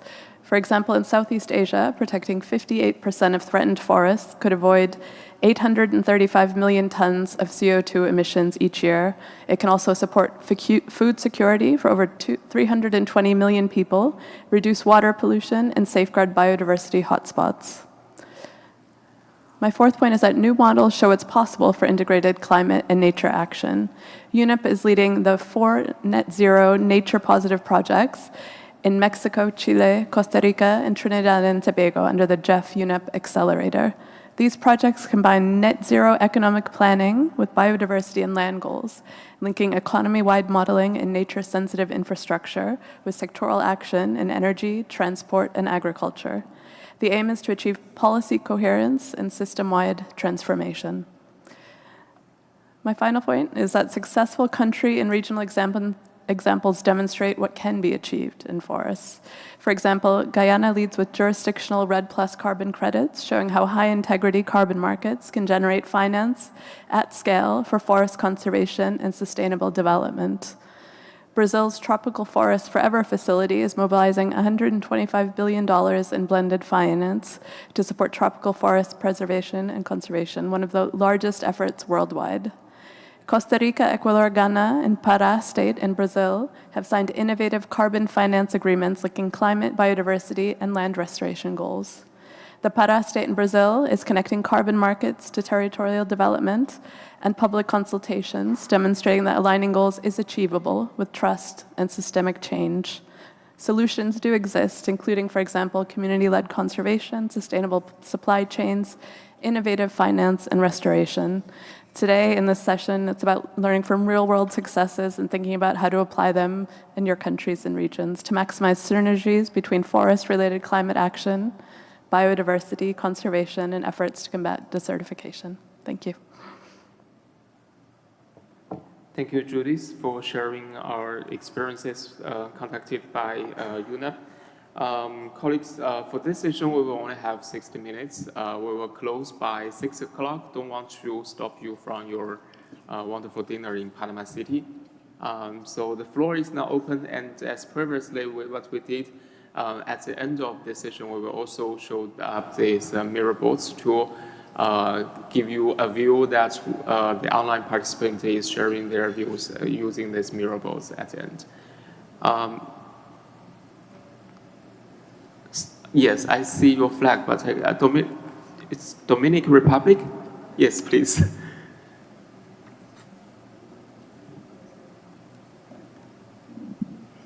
Hello, my name is Pamela Abreu, and I work for the National Council of Climate Change in the Dominican Republic.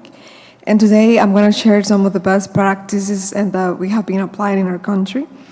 Just to start, it is very important for us, this sector. In general, the follow sector is a key priority in our country, and we have established some goals in our NDCs. Parting from that and trying to align it with the implementation of Article 5 of the Paris Agreement, which promotes the conservation and enhancement of carbon sinks. One of the key actions that has been implemented in our country is the increasing of reforestation rate in the Dominican Republic. We already have 15,000 hectares per year restored using endemic forests and fruit species that are more resilient to pest and disease. This effort aims to enhance forest cover, strengthen ecosystem resilience, and deliver social and economic benefits. By 2023, we already have benefited more than 2,500 people of the surrounding communities with engaging with non-traditional stakeholders, which means the people that live surrounding these regions. Some programs also have been made in terms of the implementation of the RED Plus program, which supports efforts to prevent deforestation and forest degradation, ensuring transparency and avoiding double counting of emissions. This initiative is integrated with broader national strategies, improving coherence with the country's NDC and facilitating access to climate finance. Another best practice is the support for silvopastoral systems, with the model livestock farms promoting agroforestry approaches that enhance productivity and restore soil health as well. Additionally, low-carbon coffee and cocoa programs has been incorporated in sustainable land management in forested areas, contributing to both climate mitigation and livelihood resilience. Thank you so much. Thank you for sharing us the experiences from Dominican Republic. I would like now to give the floor to colleagues online from Canada. Taha Sadiq, you have the floor. Thank you very much, Co-Chair, for giving me the floor once again. Colleagues, my name is Taha Sadiq from the Canadian Forest Service. With regards to the guiding question, I will start off by saying we must acknowledge the existence of trade-offs between multiple objectives in the guiding question. The potential trade-offs between timber supply and conservation are well known, but there are also trade-offs between mitigation and adaptation goals, or mitigation and adaptation objectives and conserving biodiversity. Any actionable solution must transparently recognize these trade-offs and acknowledge how the risk to other objectives can be mitigated. Canada supports maximizing synergies through the co-beneficial implementation of relevant international processes, including through nature-based solutions and/or ecosystem-based approaches in the context of national adaptation plans, nationally determined contributions under the Paris Agreement, and national biodiversity strategies and action plans. Forests play a key role in nature-based climate solutions. An example I'd like to share is from the Government of Canada's 2 Billion Trees program, which provides funding over 10 years to support provinces and territories, municipalities, Indigenous organizations and governments, and for-profit and non-for-profit organizations in planting an incremental 2 billion trees across Canada that will support climate change mitigation and adaptation while increasing biodiversity and human well-being. Through our Nature Smart Climate Solutions Fund, we are supporting several research and policy-based projects aimed at strengthening the delivery of climate and biodiversity outcomes through improved forest management. And very briefly, for example, increasing protection of old-growth forests is a priority, which provides important wildlife habitat, store vast amounts of carbon, and reduce emissions from forest harvest, especially in ecological zones that have low levels of stand replacing natural disturbances such as wildfire. Climate smart forestry has also become a subject of interest. And two major certification systems that are active in Canada currently include the Forest Stewardship Council and Sustainable Forestry Initiative, which are both actively working to expand the scope of their systems to place a greater emphasis on greenhouse gas emissions from forest management and forest resilience in the face of climate change. Thank you. Thank you, Taha, for sharing us the experiences from Canada. I would like now to give the floor to also online participants, Oliver Wolf from Switzerland. Oliver, please, you have the floor. Thank you very much for giving me the floor. I'm Oliver Wolf from the Swiss Federal Office for the Environment, representing Switzerland.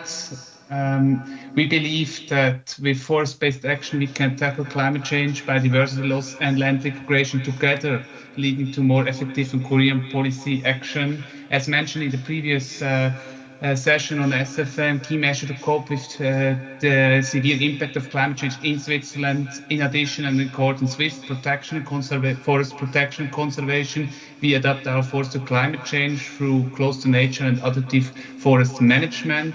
In this, we understand biodiversity together with the multifunctionality of the forest ecosystem as one of the prerequisites of these management practices, meaning that such forest-based action must not negatively impact biodiversity, but rather create synergies where possible. Switzerland is currently developing its integral forest and wood strategies 2050, which consider different relevant sectoral policies such as spatial planning, energy, and also biodiversity.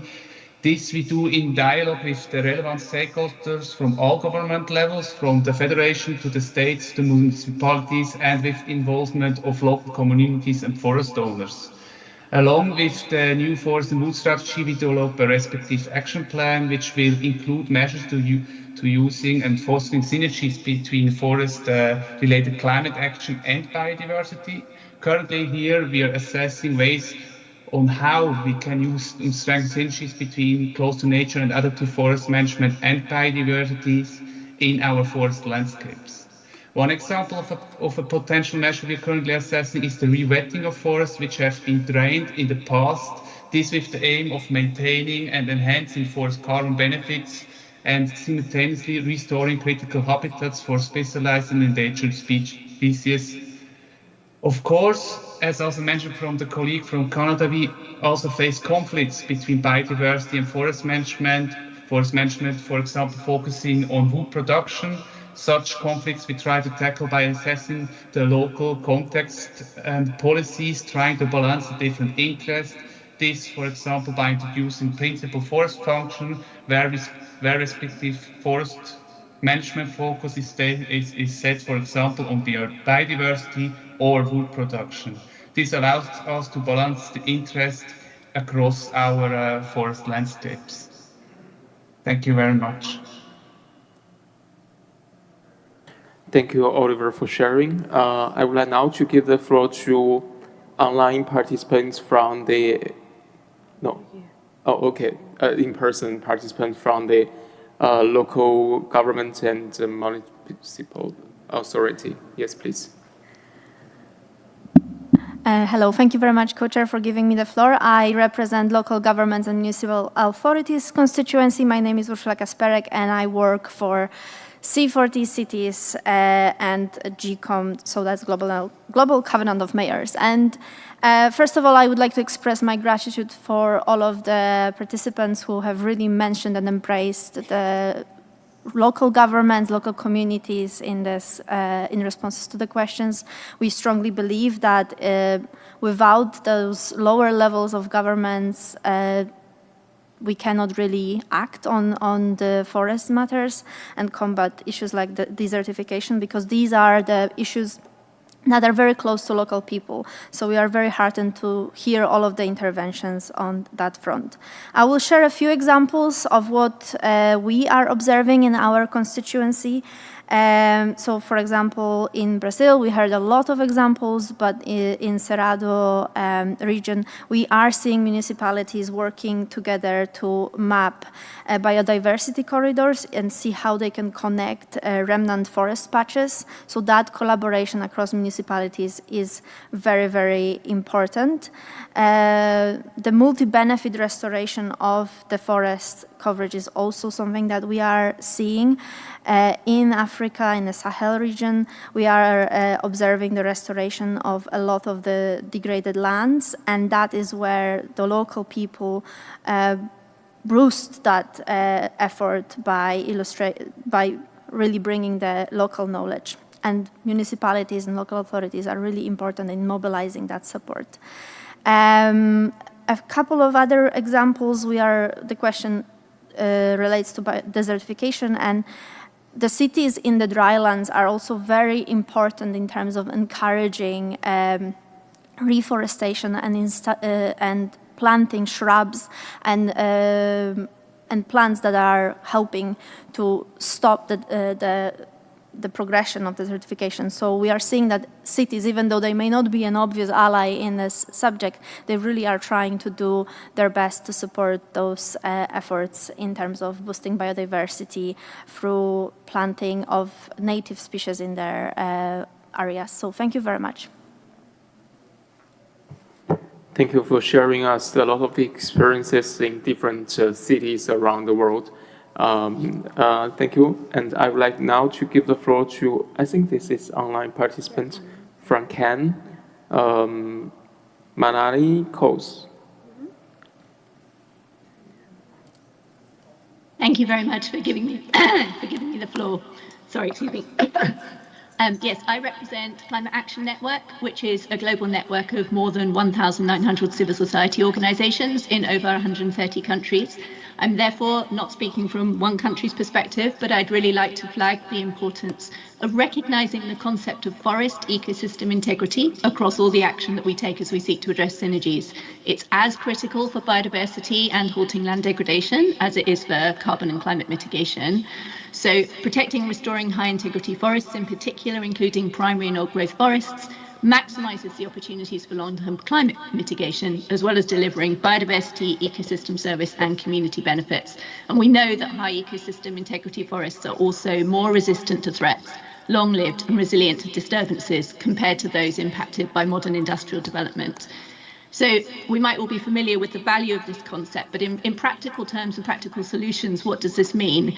So we really see value, therefore, in parties assessing, mapping and reporting on the condition of their forests, the ecological integrity of their forests across all biomes, really recognizing the functional role of biodiversity in maintaining that forest ecosystem integrity and the ability of those forests to retain their carbon in the long run and minimize the risk of carbon loss. And we do have a system that allows for this. So the UN system of environmental and economic accounting, the ecosystem accounts approach, allows the integrating of measures of ecosystem integrity and flows of services from them alongside measures of economic and other human activity. So we'd really encourage parties to consider that. And then finally, on the ground, we know that protection of high integrity forests is key, but we need to take the right approach to restoration that focuses on putting forest ecosystems on a path towards a state of high integrity. And that has to be using their natural state as a reference level. So it's not so much forest restoration if the approach is afforestation with commercial or exotic tree species, which can lead to biodiversity loss, reduce ecosystem resilience and weaken long-term carbon storage. But taking an approach that values ecosystem integrity can really enhance synergies and minimize trade-offs. Thank you very much. Thank you, Manali. I would like now to give the floor to colleagues here from Colombia, to be followed by EU and then Australia and Panama, I think. Thank you. So, Colombia, please. Thank you so much, Mr. Co-Chair, for giving me the floor again. In Colombia and in some Latin American countries, forest-based solutions have been embraced with the hope of addressing climate challenges, biodiversity conservation, and halting or reversing desertification. Although there is much talk about nature-based solutions, community forestry, and agroforestry as potentially actionable and effective responses, these approaches have shown results that are difficult to replicate or scale up. There is still a need for solid evidence that clearly tells us what works, where, and why, and most of these initiatives lack appropriate monitoring and evaluation indicators to generate learning. Without proper monitoring systems or comprehensive impact evaluation, it is difficult to determine which practices are truly the most effective. There is a pressing need to invest in research, monitoring, and the strengthening of local and national capacities. The goal should be to transform these promising solutions into effective, impactful, participatory, and sustainable actions. There are repositories of actions considering best practices or measures, though many of these have not been assessed or for viability or effectiveness. Colombia, a megadiverse country with over 50% of its territory covered by forests, has developed a public policy framework that promotes synergies among climate action, biodiversity conservation, and the fight against desertification. This includes at least partial integration of targets from its NDC and NBSAP, and alignment of public environmental policies and instruments, including first, comprehensive strategy for deforestation control and forest management. Second, National Restoration Strategy 2020-2026, National Restoration Plan and Integrated Deforestation Containment Plan. And fourth, National Policy on Biodiversity and its Ecosystem Services, and our Biodiversity Action Plan to 2030. Enabling factors for action in Colombia include robust monitoring tools, forest and carbon monitoring system, and national forest inventory platforms, active participation of Indigenous, Afro-descendant, and peasant communities in forest management, restoration, and territorial governments, blended financing, including national resources, international cooperation, and the private sector, alignment between international commitments and domestic policy, facilitating synergies between the UNFCCC, CBD, and UNCCT. In our recommendation, we include adopting comprehensive deforestation containment plans with a territorial approach, social participation, and environmental justice mechanism. Scale-up landscape-based restoration strategies with sustainable financing and adopting monitoring. Strengthen forest economy and inclusive bioeconomy platforms to ensure rural employment, equity, and effective mitigation. Develop differentiated forest governance framework for Indigenous people and local communities with secure land tenure and recognized rights. Align climate and biodiversity targets in NDCs and national, subnational plans based on criteria of effectiveness, replicability, scalability, sustainability, resilience, and regional co-responsibility. Promote a national tropical dry forest program focused on desertification and biodiversity.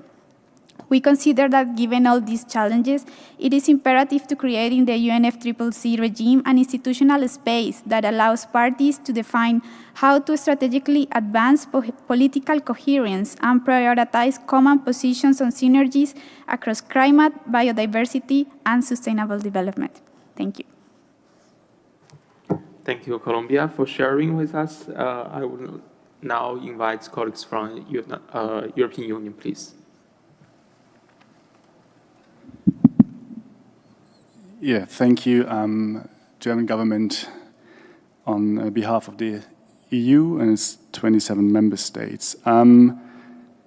Yeah, just a couple of reflections and observations, and I think we heard in the course of this morning, but also just now in the interventions, the huge potential there is on synergies in the forest-related climate action space.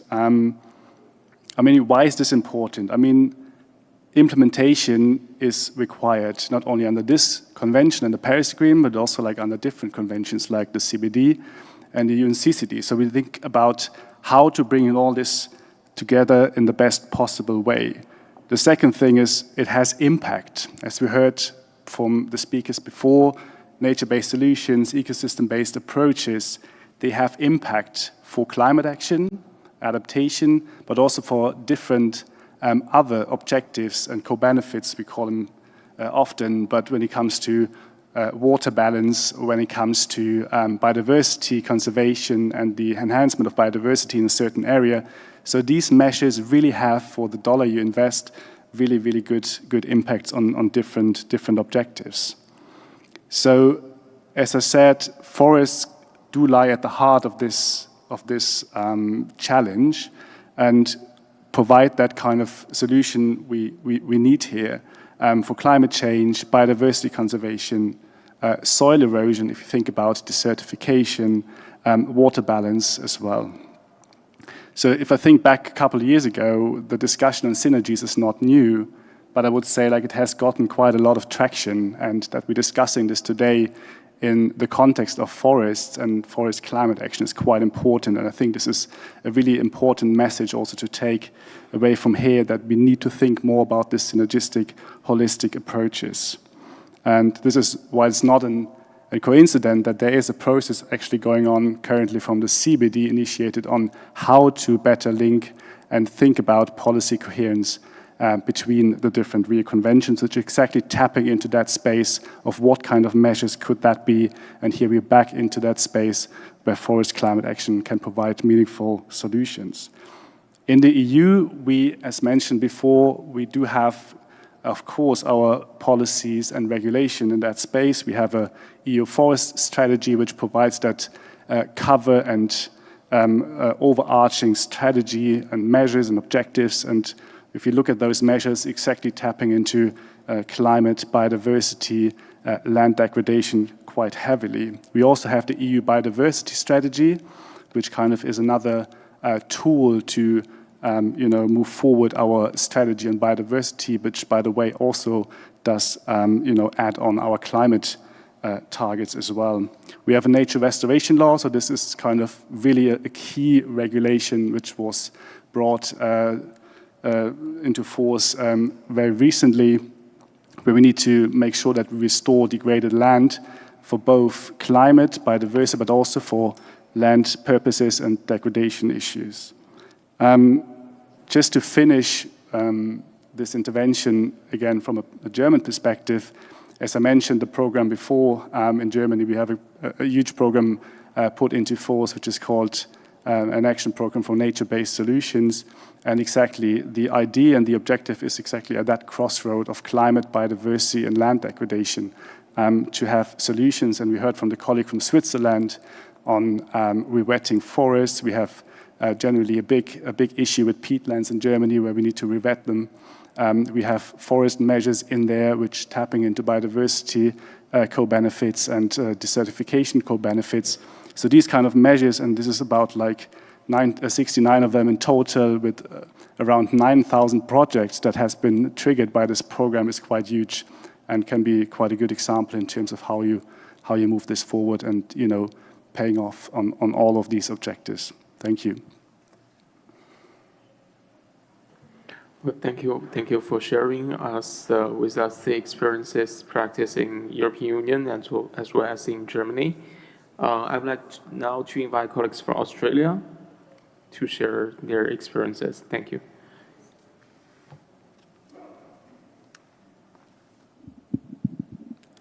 Good afternoon, Luke from Australia. I'll make a few observations and then a couple of efforts that Australia is doing around connecting these synergies across the different Rio conventions. In the face of increasing and interconnected global environmental challenges, we need to maximize the impact and outcomes of our implementation efforts. And striving for holistic actions across the Rio conventions is one way that we can achieve this. Embodying synergies across the 3 Rio conventions will contribute to the effective implementation of national climate and environment policies and actions. One very important example from Australia is the importance placed on partnering with Indigenous peoples on these activities. The wealth of expertise, practices, knowledges, and holistic worldviews of Indigenous peoples can bolster our efforts to meet our goals across all 3 of the Rio conventions while enhancing socioeconomic outcomes for Indigenous peoples. To give a specific example, Australia is combating land degradation, climate change, and the loss of native biodiversity through restoration initiatives focused on landscape recovery and learning from Indigenous land management practices. The Australian Indigenous Protected Areas Program supports First Nations people to lead biodiversity, conservation and land management work on their traditional land and sea country, including forest ecosystems. Under this program, management plans are developed to protect natural and cultural values, applying First Nations ecological knowledge alongside Western science to achieve an ecologically sustainable future. Another area is key policies aimed at reducing emissions should also be designed to maximise co-benefits for biodiversity and other environmental and socio-economic outcomes. Our Australian carbon credit units scheme is well established to provide biodiversity co-benefits, for example, the restoration by environmental plantings methods, which are designed to sequester carbon through planting trees while maximising benefits for native biodiversity. As of this year, we have recently legislated a new national voluntary nature repair market, which seeks to incentivise increased private sector investment in nature protection, repair and management through the issuance of biodiversity credits. This scheme establishes a marketplace where individuals and organisations can undertake nature repair projects and attract investors. The nature repair market will allow for alignment with the Australian Carbon Credit Unit scheme. This will provide opportunities for improved outcomes for nature in both carbon and biodiversity markets. Australia also has a strategy for nature which sets ambitious targets to address the drivers of biodiversity decline and was recently updated following our adoption of the Global Biodiversity Framework. Thank you very much. Thank you for sharing with us the Australian experiences. I'd like now to invite colleagues from Panama, please.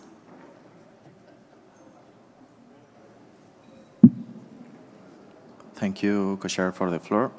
We hope you to enjoy your time in Panama. And first, in my country, integrated approach have delivered multiple benefits for climate action, biodiversity conservation, and efforts to combat land degradation, particularly in forests and coastal ecosystems.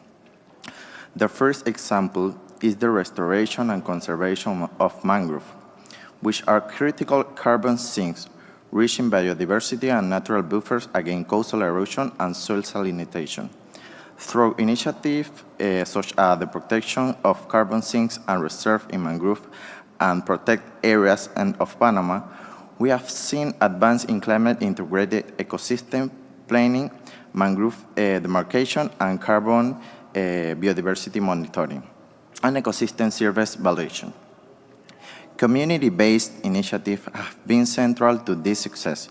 In the province of Chiriquí, small-scale projects are strengthening local capacity and promoting sustainable livelihoods that reduce pressures on mangrove ecosystem. Organizations like Pachamama and Puerto Julián have led efforts in the restoration and protection of mangrove, including reforestation, climate campaigns, and the promotion of sustainable livelihoods connected to the mangrove ecosystem.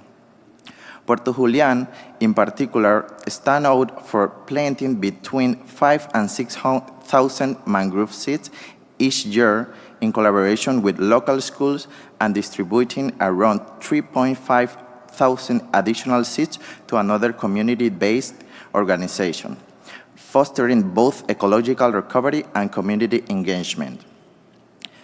These actions contribute to the protection of biodiversity and the reduction of emissions, while also empowering local populations through environmental education and ecotourism initiatives such as the Mangrove Trail Shrimp Road.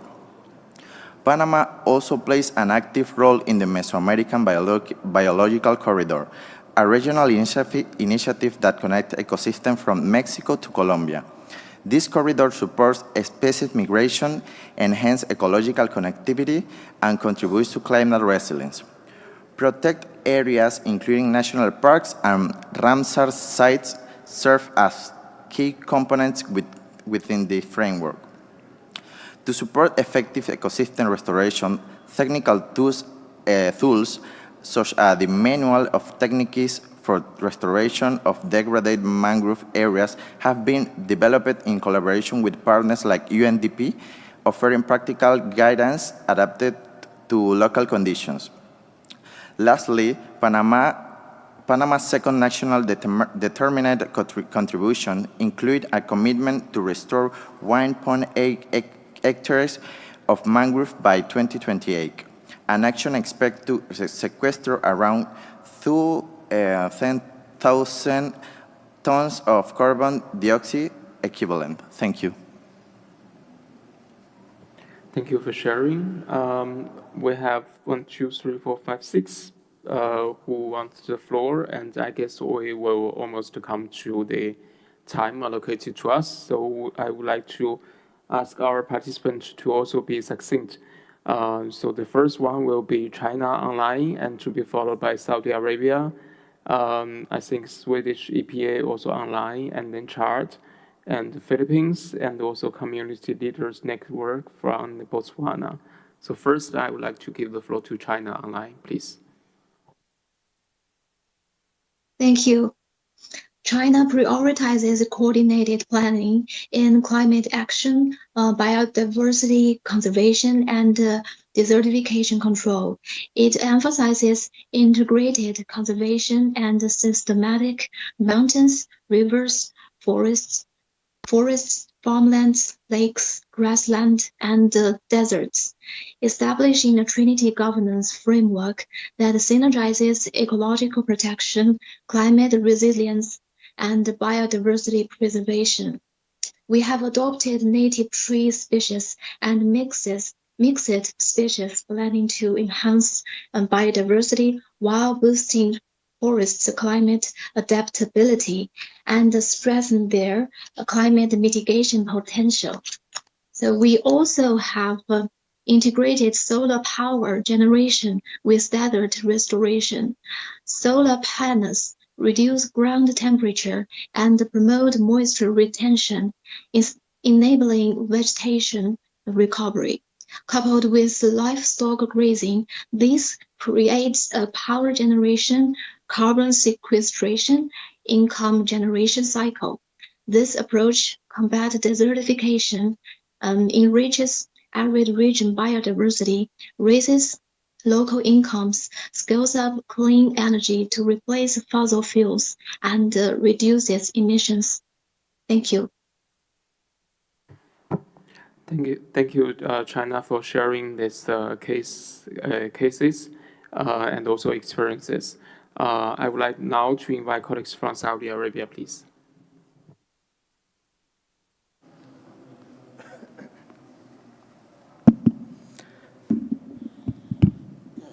Hello. Hi, my fellow colleagues and delegates from all over the world. I'm Dr. Abdurrahman Al-Mutairi. I'm representing Saudi Arabia today. One thing that I noticed today is, well, the world is vast, and all of the solutions and best practices that were shared with us, although they're dedicated to specific areas of the world and specific regions, however, there are similarities. For example, I heard in the previous session, my colleague over there discussed mangroves. Also, Panama today discussed mangroves. So I'll talk a little bit about that. So Saudi Arabia is planting, restoring, and protecting mangroves across both the Red Sea and the Arabian Gulf. Usually, when you think about mangroves, you think about the benefits in carbon sequestration. However, there are additional benefits for biodiversities, as well as shielding shorelines from erosion.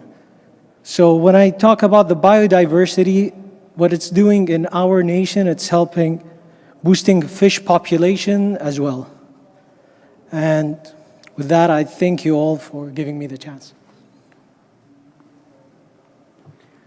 Thank you, Saudi Arabia, to share with us also the project conducted in Saudi for the mangrove protection and restoration with the mutual benefits. I now would like to invite Katarina from Swedish EPA. Please, you have the floor. Yes, thank you. My name is Katarina Wermark, and I'm from the Swedish Environmental Protection Agency. Thank you very much for giving me the floor and for organizing this event with many interesting discussions and sharing of best practices. On the theme, I would like to share some examples from Sweden.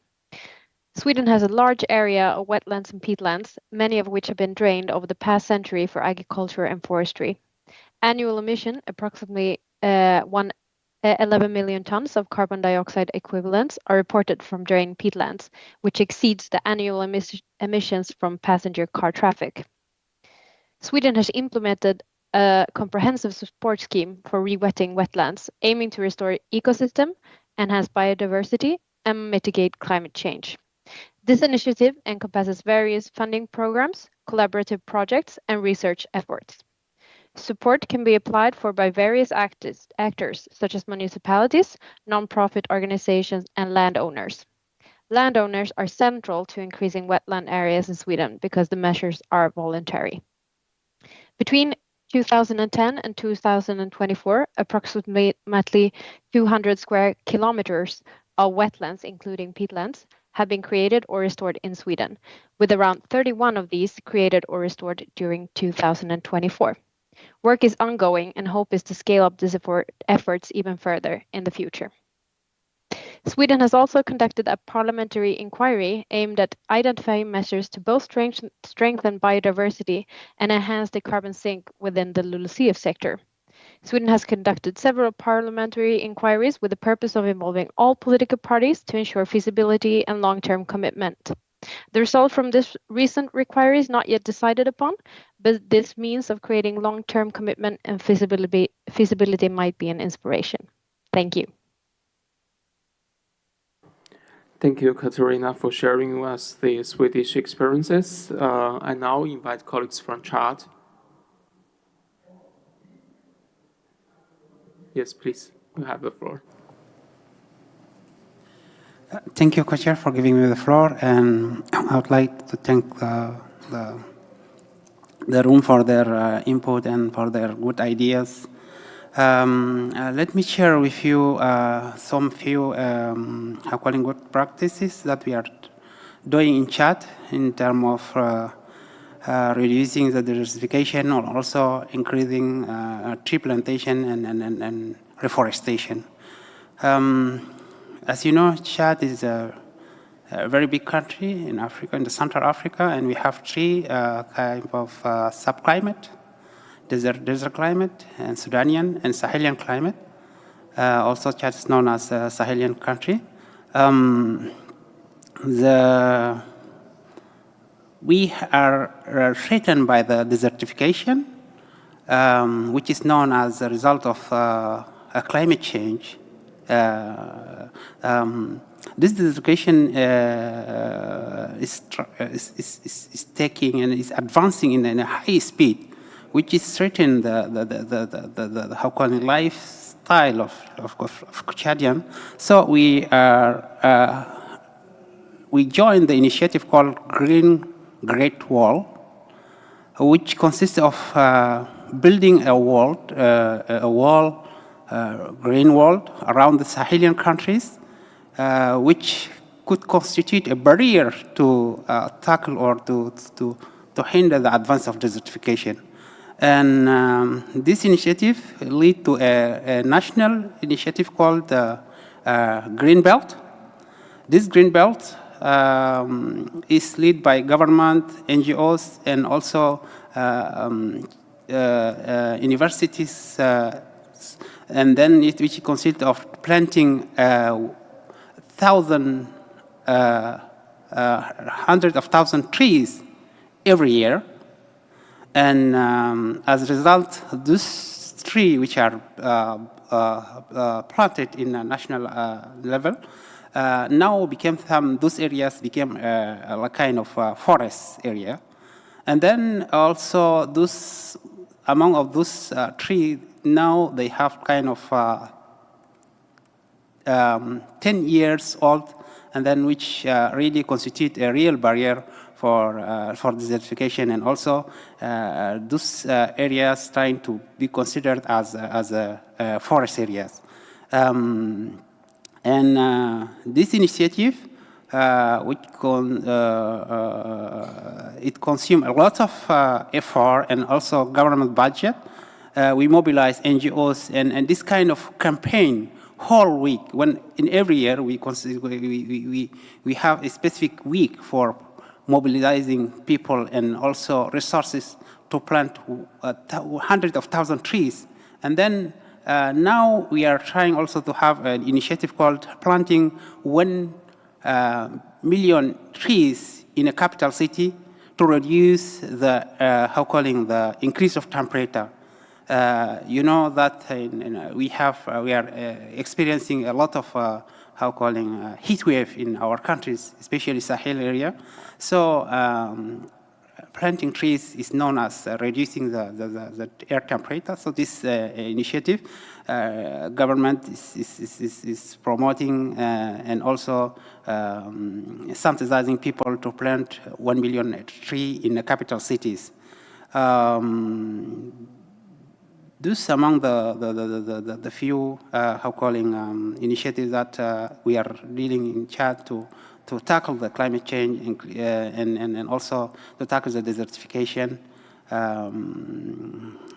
Yeah, I'll stop here and thank you very much. Thank you so much for sharing us the actions and practice taken by Chad. I now give the floor to the Philippines. I'm not sure it's colleagues from Philippines or the IPOCs from the Philippines.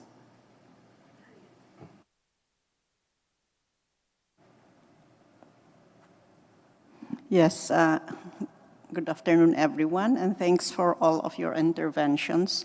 Yeah, as I already mentioned this morning in the panel discussion this morning, representing the Facilitative Working Group of the Local Communities and Indigenous Peoples Platform.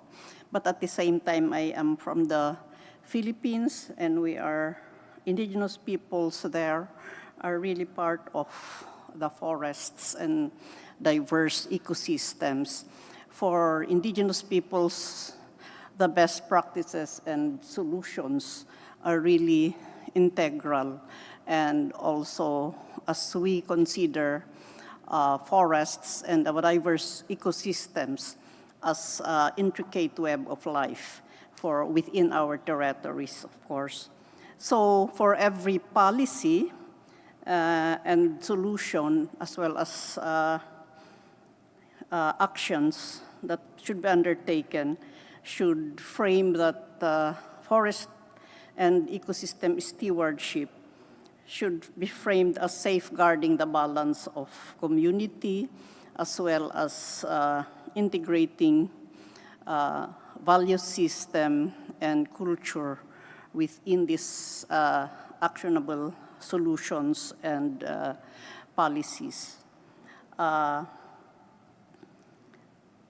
We know that there's mobilization and distribution of resources at all levels. But for indigenous peoples, this should not be just an act of charity or credit or support flowing from one source to another. It is our collective responsibility and commitment to really protect life and our shared vision for the current generation, as well as in looking forward to the next generations. So we have to, as well, collectively protect the future of all of those forests and ecosystems as part of our human well-being and as part of our solutions to climate change mitigation and adaptation actions. We also should really recognize and honor these relationships that we have with the various and diverse ecosystems and forests, and building relationships in our means of implementation. As I mentioned, it is very important to really strengthen and build partnerships among various actors in these solutions and really co-create whatever best and actionable solutions that we have, bearing in mind that indigenous peoples and local communities have much to contribute as well in terms of how we had been adapting as well as mitigating climate change impacts into humanity. And yeah, I think that's what we can contribute in this specific discussion on how we should do a holistic action and solutions. Thank you. Thank you for sharing and your contribution from the FWG LCIPP. I will now give the floor to colleagues from Botswana, the Community Leaders Network.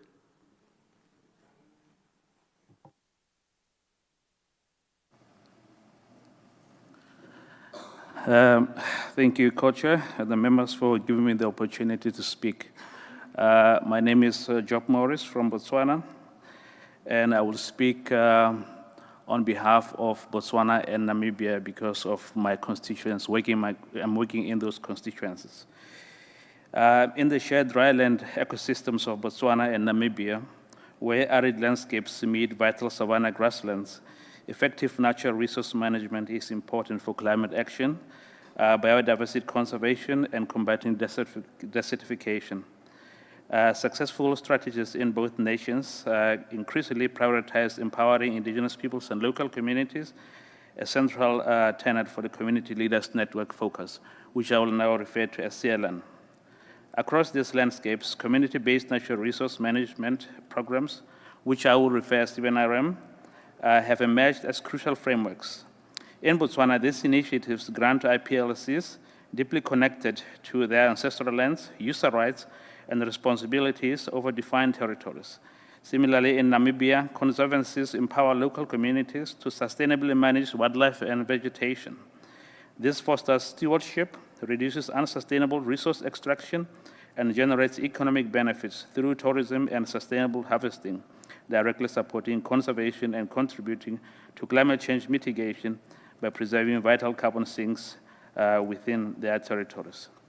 Integrated land management, incorporating the traditional ecological knowledge held by IPLCs across Botswana and Namibia is vital. Sustainable grazing practices and land management techniques refined over generations and often championed by CLN members enhance soil health and vegetation cover.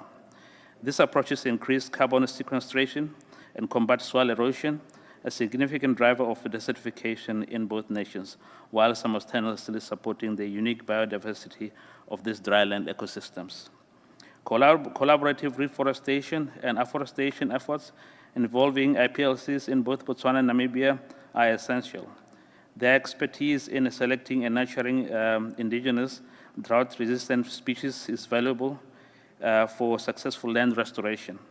CLN networks facilitate the sharing of these practices and the coordination of this initiative, ensuring local ownership and long-term sustainability. Effective fire management strategies benefit immensely from the inclusion of traditional knowledge held by IPLCs. Their understanding of fire regimes and preventative measures enhances early detection and controlled burning practices, protecting vegetation that serves as critical carbon storage and habitat across shared landscapes. The CLN actively promotes sustainable energy solutions within IPLC communities in both Botswana and Namibia, supporting access to renewable energy resources, reduces reliance on unsustainable fuel wood harvesting, thereby alleviating pressure on woodlands and contributing to forest conservation and climate goals. Finally, a core principle of CLN is fostering equitable benefit sharing and strengthening IPLC participation in decision-making processes with each country government. Enhancing access to education, training, and financial resources empowers communities to become effective conservation managers. Secure land tenure, which is a key advocacy area fundamental to ensuring long-term stewardship of natural resources by IPLCs in both Botswana and Namibia is vital. Thank you. Thank you for sharing us the practices and the views from Botswana and Namibia. Last but not least, I would like to invite colleagues from Japan.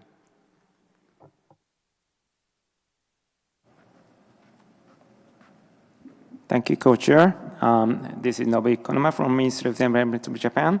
I'd like to share Japan's good practices between synergies between the climate change mitigation action and biodiversity conservation. First one is woody biomass plants. In Japan, the number of power generation facilities using woody biomass derived from thinned wood as a fuel has increased to around 160 facilities with a total generation capacity of around 600 megawatts. Since the introduction of the feed-in tariff scheme in 2012, development of wood-based bioenergy contributes to not only emission reduction through shifting away from fossil fuels, but also economic gains through the monetization of residues of low-grade wood that would have been simply wasted. Improved energy security through the use of local resources available. Moreover, the operation of woody biomass plants facilitates appropriate forest management, which contributes to biodiversity conservation. And another example of pursuing synergies between forest-related climate action and biodiversity conservation in Japan is nationally certified, sustainably managed natural sites. There are many forest management activities undertaken by non-governmental entities, including private companies and local communities, and these activities can acquire certificates from the government when they contribute to biodiversity conservation properly. The main locations of certified activities are designated as the nationally certified natural sites under the Local Biodiversity Conservation Enhancement Act, which entered into force this year. And these protection areas are supposed to register for the other effective area-based conservation measures, or OECM, under the UN Convention on Biological Diversity. Currently, 328 protection areas are certified as natural sites, and continuous conservation activities have been carried out toward nature-positive and climate change mitigation, including a 30 by 30 target.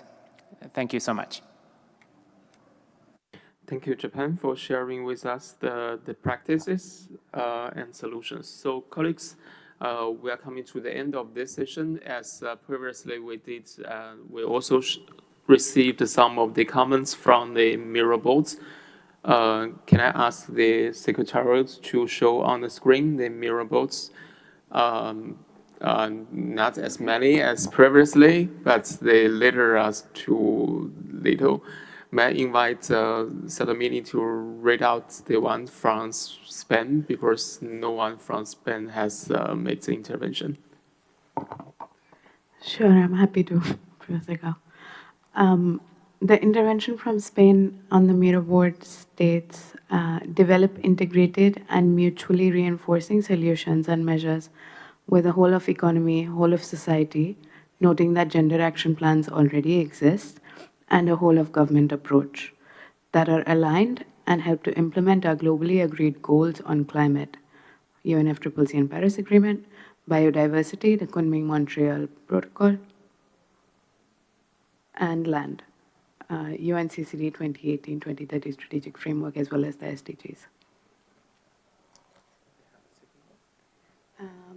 Yes, and the second one from Spain, which states in certain areas and carefully designed agrovoltaic solutions can integrate the needed deployment of already available renewable energies such as solar PV with co-benefits such as shading and reducing evaporation, enhancing harvest productivity, even livestock grazing, allowing double use of the land and reduce its degradation.